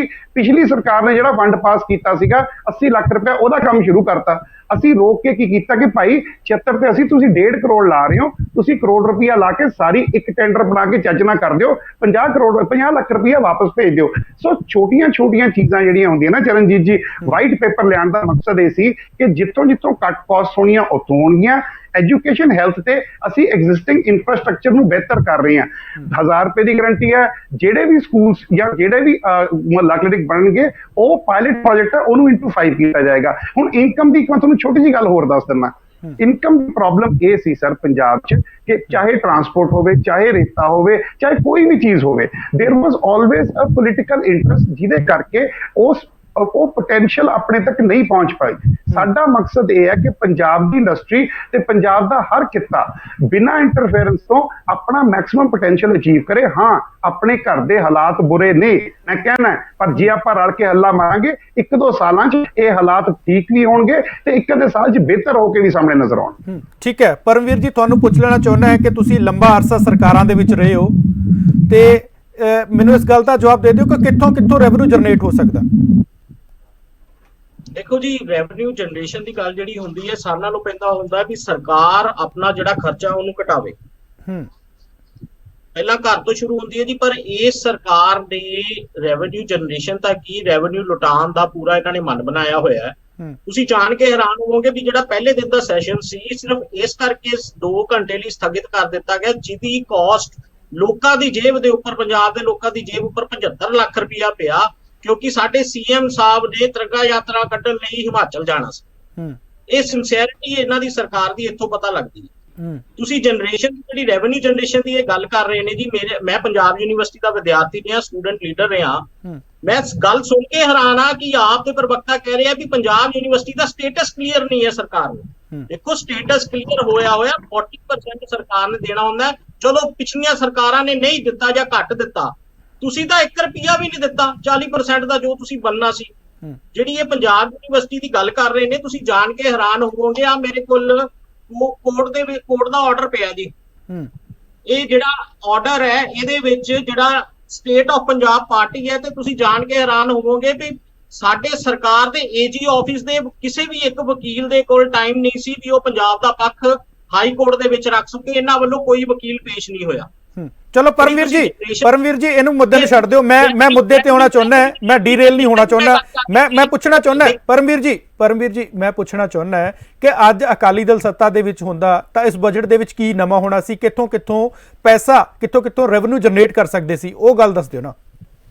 ਦੇਖੋ ਜੀ, ਰੈਵਨਿਊ ਜਨਰੇਸ਼ਨ ਲਈ ਸਾਰਿਆਂ ਨਾਲੋਂ ਪਹਿਲਾਂ ਹੁੰਦਾ ਸਾਡੀ ਡਾਈਵਰਸਿਫਿਕੇਸ਼ਨ ਲਈ ਜਿਹੜਾ ਪੈਸਾ ਹੈ ਉਹ ਅਗਰ ਅਸੀਂ ਡਾਈਵਰਸਿਫਿਕੇਸ਼ਨ ਦੀ ਗੱਲ ਕਰ ਰਹੇ ਹਾਂ ਤੇ ਉਹ ਡਾਈਵਰਸਿਫਿਕੇਸ਼ਨ ਨੂੰ ਅਸੀਂ ਪ੍ਰੋਪਰ ਤਰੀਕੇ ਦੇ ਨਾਲ ਉਹਨਾਂ ਨੂੰ ਬਜਟ ਵੀ ਦਈਏ। ਸਮਾਲ ਸਕੇਲ ਇੰਡਸਟਰੀ ਦੇਖੋ ਜਿਹੜੀ ਸਾਡੀ ਨੀਂਹ ਹੈ, ਵੱਡੀਆਂ ਇੰਡਸਟਰੀਆਂ ਬਹੁਤ ਹੈ ਪਰ ਜਿਹੜੀ ਅਸੀਂ ਰੂਟ ਜਿੱਥੋਂ ਪੈਸਾ ਜਨਰੇਟ ਹੁੰਦਾ ਉਹ ਹੈ small scale industry. Small scale industry ਨੂੰ ਬੜਾਵਾ ਦੇਣ ਲਈ ਅਕਾਲੀ ਦਲ ਦੀ ਸਰਕਾਰ ਨੇ ਉਹਨਾਂ ਨੂੰ ਬਿਜਲੀ ਵਧੀਆ 24 ਘੰਟੇ ਦਿੱਤੀ, ਘੱਟ ਰੇਟ ਤੇ ਉਹਨਾਂ ਨੂੰ ਵੈਟ ਖੁੱਲਾ ਅਸੀਂ ਦਿੱਤਾ ਵੀ ਤੁਸੀਂ ਆਪ ਆਪਣਾ ਵੈਟ ਜਮਾ ਕਰਾਓ। ਉਹਨਾਂ ਦੇ ਉੱਪਰ ਕੋਈ ਅਸੀਂ ਸਿਰਦਰਦੀ ਨਹੀਂ ਦਿੱਤੀ। ਕਰਪਸ਼ਨ ਨੂੰ ਰੋਕਣ ਲਈ ਅਸੀਂ ਬਿਲਕੁਲ ਯੂਨਿਟ ਬੰਦ ਕਰਤਾ। ਅਸੀਂ ਉਹਨਾਂ ਨੂੰ ਖੁੱਲਾ ਦਿੱਤਾ ਵੀ ਜੋ ਤੁਹਾਡਾ ਹੁੰਦਾ ਤੁਸੀਂ ਜਮਾ ਕਰਵਾਓ, ਸਰਕਾਰ ਉਹਨੂੰ ਚੈੱਕ ਕਰੇਗੀ। ਦੇਖੋ ਜਿਹੜੀਆਂ ਇਹ ਸਹੂਲਤਾਂ ਸਮਾਲ ਸਕੇਲ ਇੰਡਸਟਰੀ ਦੀਆਂ ਜ਼ੀਰੋ। ਜਿਹੜੀ ਤੁਸੀਂ ਮੇਰੇ ਤੋਂ ਪਹਿਲਾਂ ਬੀਜੇਪੀ ਦੇ ਪ੍ਰਵਕਤਾ ਨੇ ਕਿਹਾ 2503 ਕਰੋੜ ਰੁਪਇਆ ਤੁਸੀਂ ਇੰਡਸਟਰੀ ਨੂੰ ਦੇ ਰਹੇ ਹੋ ਤੇ ਇਲੈਕਟ੍ਰਿਸਿਟੀ ਸਬਸਿਡੀ 2470 ਕਰੋੜ ਹੈ ਤੇ ਮਗਰ ਰਹਿ ਗਿਆ 53 ਕਰੋੜ ਦੇ ਵਿੱਚ ਤੁਸੀਂ ਇੰਡਸਟਰੀ ਨੂੰ ਕੀ ਤੁਸੀਂ ਸਹੂਲਤਾਂ ਦੋਗੇ? ਫੋਕਲ ਪੁਆਇੰਟ ਦੀ ਗੱਲ ਕਰ ਰਿਹਾ ਤੁਸੀਂ 100 ਕਰੋੜ ਫੋਕਲ ਪੁਆਇੰਟ ਦੇ ਕਰੋ ਤੇ ਸਿਰਫ ਲੁਧਿਆਣੇ ਸ਼ਹਿਰ ਦੇ ਨੇੜੇ ਤੇੜੇ ਜਿਹੜੇ ਫੋਕਲ ਪੁਆਇੰਟ ਹੈ 100 ਕਰੋੜ ਤਾਂ ਉਹਨਾਂ ਤੇ ਲੱਗ ਜਾਏਗਾ। ਦੇਖੋ ਜਨਰੇਸ਼ਨ ਦੀ ਗੱਲ ਹੁੰਦੀ ਜਿੱਥੇ ਓਪਰਚੁਨਿਟੀ ਆਵੇ। ਟੂਰਿਜ਼ਮ ਹੈ, ਅਕਾਲੀ ਦਲ ਵੇਲੇ ਟੂਰਿਜ਼ਮ ਬੂਸਟ ਮਿਲਿਆ, ਠੀਕ ਹੈ ਜੀ। ਉਹ ਤੋਂ ਕਾਂਗਰਸ ਦੀ ਸਰਕਾਰ ਕਹਿੰਦੀ ਸੀ ਚਿੱਟਾ ਹਾਥੀ ਹੈ, ਬਟ ਬਾਅਦ ਚ ਜਦੋਂ ਨੈਸ਼ਨਲ ਲੈਵਲ ਤੇ ਦਿੱਤਾ ਗਿਆ ਵੀ ਸਾਰਿਆਂ ਨਾਲੋਂ ਟੂਰਿਜ਼ਮ ਪੰਜਾਬ ਦੇ ਵਿੱਚ ਇਕੱਠਾ ਹੋਇਆ ਤਾਂ ਉਦੋਂ ਸਾਰਿਆਂ ਨੇ ਵਾਹ-ਵਾਹੀ ਲਿੱਤੀ। ਉਸ ਤੋਂ ਬਾਅਦ ਅਸੀਂ ਗੱਲ ਕਰੀਏ ਐਗਰੀਕਲਚਰ, ਜਿਹੜੇ ਅਸੀਂ ਹਰਸਿਮਰਤ ਕੌਰ ਜੀ ਨੇ ਜਦੋਂ ਫੂਡ ਮੰਤਰੀ ਰਹੇ ਅਸੀਂ ਫੂਡ ਪਾਰਕਸ ਬਣਾਏ, ਫੂਡ ਪ੍ਰੀਜ਼ਰਵੇਸ਼ਨ ਯੂਨਿਟਸ ਬਣਾਏ, ਉਹਨਾਂ ਨੂੰ ਅੱਗੇ ਲੈ ਕੇ ਜਾਣ ਲਈ ਇਹਨਾਂ ਨੇ ਕੀ ਕੀਤਾ? Zero allocation. ਉਸ ਤੋਂ ਬਾਅਦ ਅਸੀਂ ਗੱਲ ਕਰੀਏ ਇੰਪਲੋਇਮੈਂਟ ਦੀ, ਉਹਨੇ ਕਹਿ ਰਿਹਾ ਜੀ 8ਵੀਂ ਤੋਂ ਬਾਅਦ ਅਸੀਂ 2000 ਰੁਪਏ ਦੇਵਾਂਗੇ। ਟੈਕਨੀਕਲੀ ਤੁਸੀਂ ਸਾਡੇ ਯੂਥ ਨੂੰ ਅੱਗੇ ਲਿਆਉਣ ਲਈ ਕੀ ਕੀਤਾ? ਟੈਕਨੀਕਲ ਯੂਨੀਵਰਸਿਟੀ ਗੜਵਾਸੂ ਹੋ ਗਈ, ਜ਼ੀਰੋ ਐਲੋਕੇਸ਼ਨ। ਦੇਖੋ ਤੁਸੀਂ ਬੱਚਿਆਂ ਨੂੰ 8ਵੀਂ ਦੇ ਵਿੱਚ ਪੈਸਾ ਦੇਣਾ ਸ਼ੁਰੂ ਕਰ ਦੋਗੇ ਪਰ ਟੈਕਨੀਕਲੀ ਉਹਨਾਂ ਨੂੰ ਜਦ ਤੱਕ ਤੁਸੀਂ ਉੱਪਰ ਲੈ ਕੇ ਨਹੀਂ ਆਓਗੇ, ਉਹਨਾਂ ਦੀ ਸਕਿੱਲਸ ਨਹੀਂ ਡਿਵੈਲਪ ਕਰੋਗੇ ਤਾਂ ਉਹ ਕਿਤੇ ਕੰਪੀਟੀਟਿਵ ਨਹੀਂ ਹੋਣਗੇ ਪੂਰੇ ਇੰਡੀਆ ਦੇ ਵਿੱਚ। ਫਿਰ ਉਸ ਤੋਂ ਬਾਅਦ ਜਿਹੜੀ ਅਸੀਂ ਐਕਸਾਈਜ਼ ਦੀ ਗੱਲ ਕਰ ਰਹੇ ਹਾਂ ਜੀ, ਐਕਸਾਈਜ਼ ਦੀ ਪਾਲਿਸੀ ਸੀ ਜਿਹੜੀ ਜਦੋਂ ਪੰਜਾਬ ਦੇ ਬਿਜ਼ਨਸਮੈਨ ਨੂੰ ਤੁਸੀਂ ਲਿਆ ਕੇ ਕੋਨੇ 'ਚ ਖੜਾ ਕਰਤਾ ਤੇ ਉਹ ਜਨਰੇਸ਼ਨ ਕਿੱਥੋਂ ਹੋਏਗੀ? ਉਹ ਐਕਸਾਈਜ਼ ਤਾਂ ਸਿਰਫ ਦਿੱਲੀ ਦੇ ਲਈ ਬਣਾਇਆ ਗਿਆ ਸੀ। ਦਿੱਲੀ ਦੀਆਂ ਦੋ ਜਿਹੜੀਆਂ ਕੰਪਨੀਆਂ ਹੈਗੀਆਂ ਸੀ ਐਲਕੋਹਲ ਦੀਆਂ, ਉਹਨਾਂ ਨੂੰ ਤਾਂ ਸਾਰਾ ਠੇਕਾ ਦੇ ਦਿੱਤਾ ਗਿਆ ਤੇ ਉਹ ਜਨਰੇਸ਼ਨ ਕਿਹਦੀ ਹੋਣੀ ਸੀ? ਪੰਜਾਬ ਗਵਰਨਮੈਂਟ ਦੀ ਹੋਣੀ ਸੀ, ਦੋ ਕੰਪਨੀਆਂ ਦੀ ਹੋਣੀ ਸੀ। ਦੇਖੋ ਸਾਨੂੰ ਜਿਹੜਾ ਬਜਟ ਚਾਹੀਦਾ, ਸਾਨੂੰ ਦਿੱਲੀ ਮਾਡਲ ਨਹੀਂ ਚਾਹੀਦਾ। ਪੰਜਾਬ ਜਿਹੜਾ ਹੈ ਇੱਕ ਪੂਰਾ ਸਟੇਟ ਹੈ ਜਿਹਦੇ ਕੋਲ ਪੂਰੇ ਹੱਕ ਹਕੂਕ ਨੇ। ਇੱਥੇ ਦਿੱਲੀ ਵਾਂਗੂ ਇੱਕ ਮੇਅਰ ਦਾ ਸਾਨੂੰ ਬਜਟ ਨਹੀਂ ਚਾਹੀਦਾ, ਪੰਜਾਬ ਦੇ ਲੋਕਾਂ ਦਾ ਬਜਟ ਚਾਹੀਦਾ। ਉਹਦੇ ਲਈ ਪੰਜਾਬ ਦੇ ਲੋਕਾਂ ਨੂੰ ਉਸ ਬਜਟ ਦੇ ਵਿੱਚੋਂ ਐਲੋਕੇਸ਼ਨ ਵੀ ਮਿਲੇ, ਓਪਰਚੁਨਿਟੀ ਵੀ ਮਿਲੇ ਤਾਂ ਕਿ ਜਿਹੜਾ ਰੈਵਨਿਊ ਹੈ ਜਨਰੇਟ ਹੋ ਸਕੇ। ਠੀਕ ਹੈ, ਅਬਾਬ ਗਰੇਵਾਲ ਜੀ ਜਵਾਬ ਦੇ ਦਿਓ। ਛੋਟਾ ਜਿਹਾ ਪੁਆਇੰਟ ਹੈ ਸਰ। ਪਹਿਲੀ ਗੱਲ ਜਿਹੜਾ ਇੰਡਸਟਰੀ ਨੂੰ ਮਿਲਿਆ ਉਹ ਸਬਸਿਡੀ ਤੋਂ ਇਲਾਵਾ ਪਹਿਲਾਂ ਮੈਂ ਕਰਦਾ ਜਿਹੜਾ ਸੈਸ਼ਨ ਜਿਹੜਾ 2 ਘੰਟੇ ਦੀ ਲੇਟ ਹੋਇਆ ਸੀ ਉਹ ਖਰਾਬ ਨਹੀਂ ਹੋਇਆ। ਸੈਸ਼ਨ ਲੱਗਿਆ, ਪੈਸੇ ਪੂਰੇ ਲੱਗੇ ਗਏ, ਕਿਤੇ ਕੋਈ ਪੈਸਾ ਖਰਾਬ ਨਹੀਂ ਕੀਤਾ ਗਿਆ। ਤੀਜੀ ਗੱਲ ਮੈਂ ਬਾਰ-ਬਾਰ ਵੀਰਾਂ ਨੂੰ ਦੱਸਦਾ ਕਿ ਜਿਹੜਾ ਟੈਕਨੀਕਲ ਤੇ ਐਂਟਰਪ੍ਰੀਨਿਓਰਸ਼ਿਪ ਪ੍ਰੋਗਰਾਮ ਅਸੀਂ ਸਕੂਲਾਂ ਚਲਾ ਰਹੇ ਹਾਂ ਉਹ ਬੱਚਿਆਂ ਨੂੰ ਇੰਡਸਟਰੀ ਦੇ ਨਾਲ ਜੋੜ ਕੇ ਇੰਡਸਟਰੀ ਦੀਆਂ ਮੰਗਾਂ ਲੈ ਕੇ ਕਿ ਤੁਹਾਨੂੰ ਕਿਸ ਤਰ੍ਹਾਂ ਦੇ ਟ੍ਰੇਨਡ ਟੈਕਨੀਸ਼ੀਅਨਸ ਚਾਹੀਦੇ ਆ। ਹਰ ਬੱਚਾ ਡਾਕਟਰ ਇੰਜੀਨੀਅਰ ਨਹੀਂ ਬਣਦਾ, ਉਹਨਾਂ ਨੂੰ ਉਹਨਾਂ ਦੇ ਨਾਲ ਜੋੜ ਕੇ ਤਾਂ ਕਿ ਜਦੋਂ ਬੱਚਾ 12ਵੀਂ ਕਰੇ ਸਿੱਧਾ ਇੰਪਲੋਏਬਿਲਿਟੀ ਵੱਲ ਜਾਵੇ, ਉਧਰ ਵੜ ਰਹੇ ਆ। ਰਹੀ ਗੱਲ ਟੂਰਿਜ਼ਮ ਦੀ, ਕਿੰਨਾ ਟੂਰਿਸਟ ਪੰਜਾਬ ਚਾਹੁੰਦਾ ਆਪਾਂ ਸਾਰੇ ਜਾਣਦੇ ਆ। ਸਾਡਾ ਮਕਸਦ ਰਣਜੀਤ ਜੀ ਇਹ ਹੈ, ਸਾਡਾ ਮਕਸਦ ਇਹ ਹੈ ਕਿ ਸਰਕਾਰ ਦੇ ਸਾਰੇ ਅੰਗ ਬਿਨਾਂ ਸਵਾਰਥ ਤੋਂ ਬਿਨਾਂ ਕਰਪਸ਼ਨ ਤੋਂ ਜਦੋਂ ਕੰਮ ਕਰਨਗੇ ਟੂਵਰਡਸ ਰੈਵਨਿਊ ਜਨਰੇਸ਼ਨ। ਅੱਛਾ, ਜਿਹੜੀ ਲੈਂਡ ਪਾਲਿਸੀ ਆ ਰਹੀ ਹੈ ਉਹ ਰੈਸ਼ਨਲਾਈਜ਼ ਕੀਤੀ ਜਾ ਰਹੀ ਹੈ। ਉਹਦੇ ਨਾਲ ਜਿਹੜੀ ਇਨਕਮ ਹੈ, ਜਿਹੜੀ ਲੈਂਡ ਦੀ ਜਿਹੜੀ ਕੀ ਕਹਿੰਦੇ ਕੋਲੋਨਾਈਜੇਸ਼ਨ ਪਾਲਿਸੀ ਆ ਰਹੀ ਹੈ, ਉਹਦੇ ਨਾਲ ਅਸੀਂ ਇੱਕ ਵੱਡੀ ਜੰਪ ਦੇਖਾਂਗੇ ਇਨਕਮ ਆਉਣ 'ਚ, ਕਿਉਂਕਿ ਰੇਟਸ ਘਟਾਏ ਜਾਣਗੇ, ਰੈਸ਼ਨਲਾਈਜ਼ ਕੀਤਾ ਜਾਊਗਾ, ਕਰਪਸ਼ਨ ਕੱਢੀ ਜਾਊਗੀ। ਜਿਹੜੀ ਸਾਡੀ ਕੋਸ਼ਿਸ਼ ਹੈ ਉਹ basically minimum contact with government ਹੋਵੇ ਤਾਂ ਕਿ ਕਰਪਸ਼ਨ ਤੇ ਠੱਲ ਪਾਈ ਜਾ ਸਕੇ। ਅੱਜ ਕਈ ਐਸਟੀਮੇਟਸ ਕਹਿੰਦੇ ਨੇ ਕਿ ਪੰਜਾਬ ਦਾ ਜਿਹੜਾ ਟੋਟਲ ਆਮਦਨ ਹੈ ਉਹਦਾ almost 35 to 40% is the black economy, not black economy, ਜਿਹੜਾ ਕਿ ਕਰਪਸ਼ਨ ਕਰਕੇ ਖਰਾਬ ਹੁੰਦਾ ਹੈ। ਸਾਡਾ ਟਾਰਗੇਟ ਉਹ ਹੈ ਸਰ, ਜਿਹੜੇ ਰੈਵਨਿਊ ਜਨਰੇਸ਼ਨ ਟਾਰਗੇਟ ਤੁਸੀਂ ਰੱਖਿਆ ਰੀਅਲਿਸਟਿਕ ਨੇ ਸਰ, ਇਹ ਨਹੀਂ ਹੈਗਾ ਕਿ ਅਸਮਾਨ ਤੋਂ ਅਸੀਂ ਤਾਰੇ ਠੀਕ ਹੈ ਅਬਾਬ ਗਰੇਵਾਲ ਜੀ ਮੈਂ ਬੀਜੇਪੀ ਦੇ ਪ੍ਰਵਕਤਾ ਦੇ ਨਾਲ ਗੱਲਬਾਤ ਕਰ ਲੈਣਾ। ਸੰਜੇ ਕਪੂਰ ਜੀ, ਪੂਰੀ ਗੱਲ ਨੂੰ 2 ਮਿੰਟ ਦੇ ਵਿੱਚ ਕਨਕਲੂਡ ਕਰਦੇ ਕਿਉਂਕਿ ਸਮਾਂ ਬਹੁਤ ਘੱਟ ਹੈ। ਤੁਸੀਂ ਕਿਵੇਂ ਵੇਖ ਰਹੇ ਹੋ ਕਿ ਇਸ ਬਜਟ ਦੇ ਵਿੱਚ ਕਿਹੜੀ ਕਮੀਆਂ ਨੇ ਤੇ ਉਹਨਾਂ ਨੂੰ ਦੂਰ ਕਰਨ ਦੇ ਲਈ ਸਰਕਾਰ ਕੀ ਕਰ ਸਕਦੀ ਹੈ? ਤੇ ਨਾਲ ਮੇਰਾ ਸਵਾਲ ਇਹ ਵੀ ਹੈ ਕਿ ਜੇਕਰ ਪੰਜਾਬ ਨੂੰ ਆਰਥਿਕ ਤੌਰ ਤੇ ਲੋੜ ਪਵੇਗੀ ਕੀ ਬੀਜੇਪੀ ਪੰਜਾਬ ਦੇ ਨਾਲ ਖੜੇਗੀ? ਦੇਖੋ ਐਸਾ ਹੈਗਾ ਵੈ, ਜਿਹੜਾ ਬਜਟ ਲੈ ਕੇ ਆਏ ਹੈ ਨਾ, ਇਹ ਬਜਟ ਤੇ ਨਾ ਦਿੱਲੀ ਦੀ ਛਾਪ ਬਹੁਤ ਜ਼ਿਆਦਾ ਆ ਗਈ ਹੈ। ਮਤਲਬ ਕਿ ਹਰ ਚੀਜ਼ ਇਹਨਾਂ ਨੇ ਨਾ ਦਿੱਲੀ ਦੇ ਐਂਗਲ ਨਾਲ ਮਰੋੜ ਕੇ ਪੇਸ਼ ਕਰਨ ਦੀ ਕੋਸ਼ਿਸ਼ ਕੀਤੀ ਹੈ। ਮੈਂ ਸੀਐਮ ਸਾਹਿਬ ਦੀ ਸਟੇਟਮੈਂਟ ਸੁਣੀ ਹੈ ਪਹਿਲੇ ਦਿਨ ਉਹਦੇ ਅਸੈਂਬਲੀ ਦੇ ਫਲੋਰ ਤੇ, ਜਿਸ 'ਚ ਉਹਨਾਂ ਨੇ ਕਿਹਾ ਕਿ ਜੀ ਉਹ ਜਿਹੜੀ ਰਿਪੋਰਟ ਆਈ ਜਿਹਦੇ ਵਿੱਚ ਐਜੂਕੇਸ਼ਨ ਦੇ ਵਿੱਚ ਪੰਜਾਬ ਨੂੰ ਨੰਬਰ 1 ਦਾ ਅਵਾਰਡ ਮਿਲਿਆ, ਉਹ ਗਲਤ ਹੈਗੀ ਔਰ ਜਾਲੀ ਰਿਪੋਰਟ ਹੈ। ਇੱਕ ਅਸੈਂਬਲੀ ਦੇ ਫਲੋਰ ਤੇ ਸੀਐਮ, ਜਦੋਂ ਕਿ ਉਹਨਾਂ ਨੂੰ ਚਾਹੀਦਾ ਸੀ ਕਿ ਪੰਜਾਬ ਦੇ ਬੱਚਿਆਂ ਨੂੰ, ਪੰਜਾਬ ਦੇ ਟੀਚਰਾਂ ਨੂੰ ਇੱਕ ਥਾਪੀ ਦਿੰਦੇ ਕਿ ਉਹਨਾਂ ਨੇ ਬੜਾ ਅੱਛਾ ਕੰਮ ਕੀਤਾ। ਔਰ ਸਵਾਲ ਤੇ ਆਈਏ ਸੰਜੇ ਕਪੂਰ ਜੀ, ਸਵਾਲ ਤੇ ਆਈਏ, ਮੇਰੇ ਕੋਲ ਸਮਾਂ ਨਹੀਂ ਹੈ।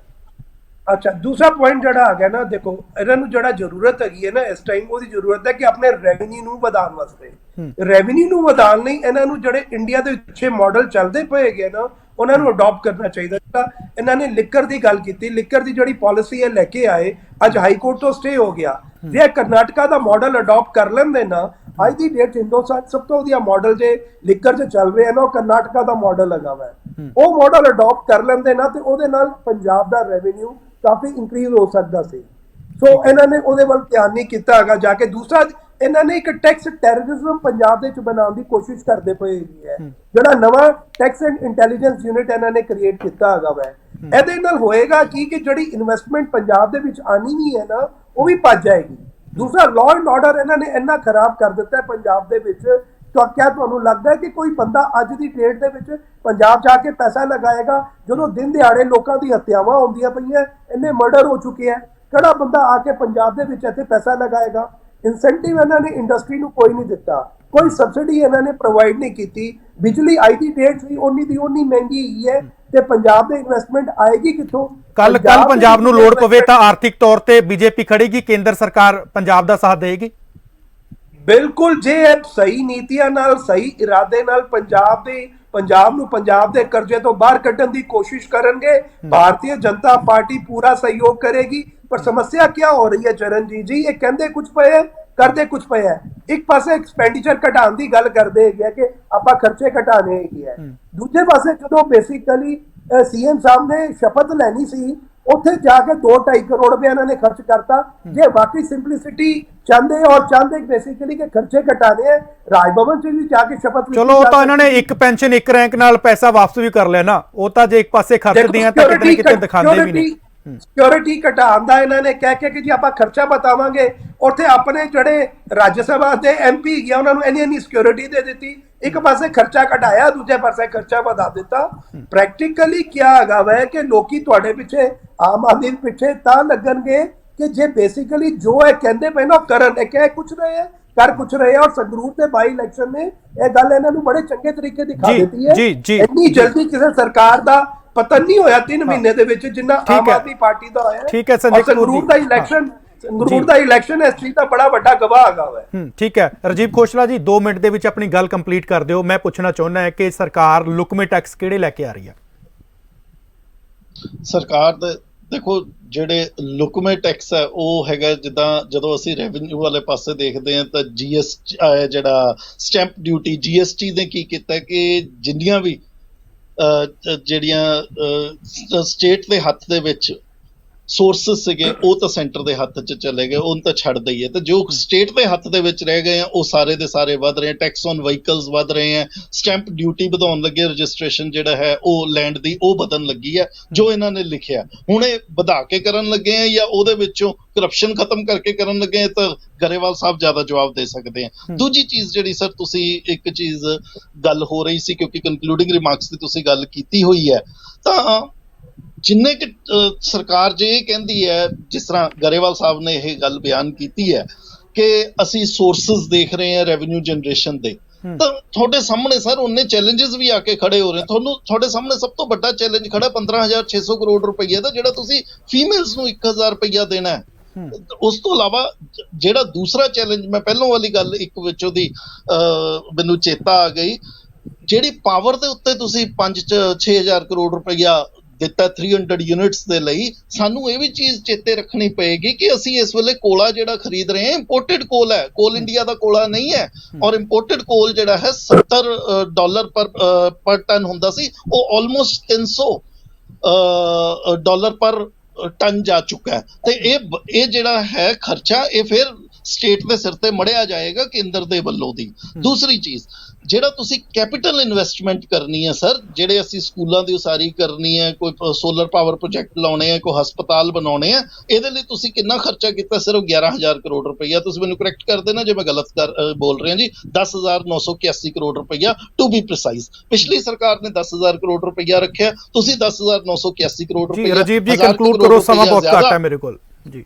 ਮੇਰੇ ਖਿਆਲ ਨਾਲ ਸਰ ਇਹਨਾਂ ਨੂੰ NRIs ਦੇ ਵਿੱਚੋਂ ਦੀ ਪੈਸਾ ਲੈਣ ਦੀ ਲੋੜ ਸੀ, ਜਿਹੜਾ ਸਾਡਾ ਡਾਇਸਪੋਰਾ ਪੰਜਾਬ ਦਾ ਬਾਹਰ ਬੈਠਾ ਹੈ, ਉਹਨਾਂ ਤੋਂ ਪੈਸਾ ਲੈਣ ਦੀ ਘੱਟ ਗੱਲ, ਉਹਨਾਂ ਨਾਲ ਬੌਂਡ ਕਰ ਸਕਦੇ ਸੀ, ਫੋਕਸ ਜਿਹੜਾ ਠੀਕ ਹੈ, ਉਹਨਾਂ ਨੂੰ ਬੌਂਡਸ ਦਿੱਤੇ ਜਾ ਸਕਦੇ ਸੀ।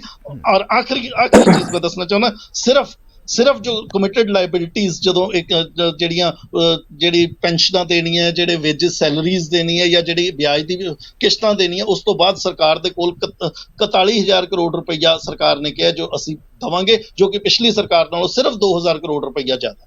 ਠੀਕ ਹੈ, ਸਾਰਿਆਂ ਦਾ ਬਹੁਤ ਬਹੁਤ ਧੰਨਵਾਦ। ਸੰਧੂ ਸਾਹਿਬ, ਅਹਿਬਾਬ ਗਰੇਵਾਲ ਜੀ, ਰਾਜੀਵ ਖੋਸਲਾ ਜੀ, ਪਰਮਵੀਰ ਜੀ, ਸੰਜੇ ਕਪੂਰ ਜੀ, ਸਾਡੇ ਨਾਲ ਜੁੜਨ ਦੇ ਲਈ ਬਹੁਤ ਬਹੁਤ ਧੰਨਵਾਦ। ਸੋ ਅੱਜ ਦਾ ਜਿਹੜਾ ਮੁੱਦਾ ਸੀ, ਸਾਡੀ ਜਿਹੜੀ ਡਿਬੇਟ ਸੀ ਉਹ ਬਜਟ ਤੇ ਸੀ ਕਿ ਬਜਟ ਦੇ ਵਿੱਚ ਆਖਰ ਨਵਾਂ ਕੀ ਹੈ। ਸਿੱਧੇ ਤੌਰ ਤੇ ਵਿਰੋਧੀ ਧਿਰਾਂ ਵੱਲੋਂ ਕਿਤੇ ਨਾ ਕਿਤੇ ਸਵਾਲ ਚੁੱਕ ਦਿੱਤੇ ਗਏ ਨੇ ਕਿ ਇਹ ਇੱਕ ਮਹਿਜ ਸਿਆਸੀ ਡਰਾਮਾ ਹੈ, ਕੁਝ ਨਹੀਂ ਹੈ। ਪਰੰਤੂ ਜੇਕਰ ਰਾਜੀਵ ਖੋਸਲਾ ਜੀ ਦੀ ਗੱਲ ਦੇਖੀ ਜਾਵੇ ਤਾਂ ਉਹਨਾਂ ਵੱਲੋਂ ਕਾਫੀ ਤੱਥਾਂ ਦੇ ਆਧਾਰ ਤੇ ਦੱਸਿਆ ਗਿਆ ਕਿ ਇਸ ਬਜਟ ਦੇ ਵਿੱਚ ਕਾਫੀ ਕੋਝੀਆਂ ਚਾਲਾਂ ਵੀ ਨੇ ਜੋ ਸਰਕਾਰ ਵੱਲੋਂ ਚਲੀਆਂ ਜਾ ਰਹੀਆਂ ਨੇ, ਕਿਉਂਕਿ ਉਹਨਾਂ ਨੂੰ ਲੁਕਵੇਂ ਟੈਕਸ ਕਿਹਾ ਜਾ ਸਕਦਾ ਹੈ। ਹਾਲਾਂਕਿ ਸਰਕਾਰ ਦੀ ਵਿੱਤੀ ਹਾਲਤ ਬਿਲਕੁਲ ਠੀਕ ਨਹੀਂ ਹੈ। ਪਹਿਲੀ ਵਾਰ ਆਮ ਆਦਮੀ ਪਾਰਟੀ ਪੰਜਾਬ ਦੇ ਵਿੱਚ ਆਈ ਹੈ। ਹੁਣ ਵੇਖਣਾ ਹੋਵੇਗਾ ਕਿ ਬਜਟ ਨੂੰ ਲੈ ਕੇ ਅਗਲੀ ਕਾਰਗੁਜ਼ਾਰੀ ਕਿਸ ਤਰ੍ਹਾਂ ਦੀ ਰਣਨੀਤੀ ਖੇਡਦੀ ਹੈ, ਕਿਸ ਤਰੀਕੇ ਦੇ ਨਾਲ ਪੰਜਾਬ ਦੀ ਇੰਜੈਕਸ਼ਨ ਨੂੰ ਵਧਾਇਆ ਜਾਂਦਾ, ਆਮਦਨ ਨੂੰ ਵਧਾਇਆ ਜਾਂਦਾ, ਆਉਣ ਵਾਲੇ ਸਮੇਂ ਦੇ ਵਿੱਚ ਬਿਲਕੁਲ ਸਪਸ਼ਟ ਹੋ ਜਾਵੇਗਾ। ਤਦ ਤੱਕ ਤੁਸੀਂ ਸਾਡੇ ਨਾਲ ਜੁੜੇ ਰਹੋ ਤੇ ਵੇਖਦੇ ਰਹੋ ਪੰਜਾਬ ਟੁਡੇ।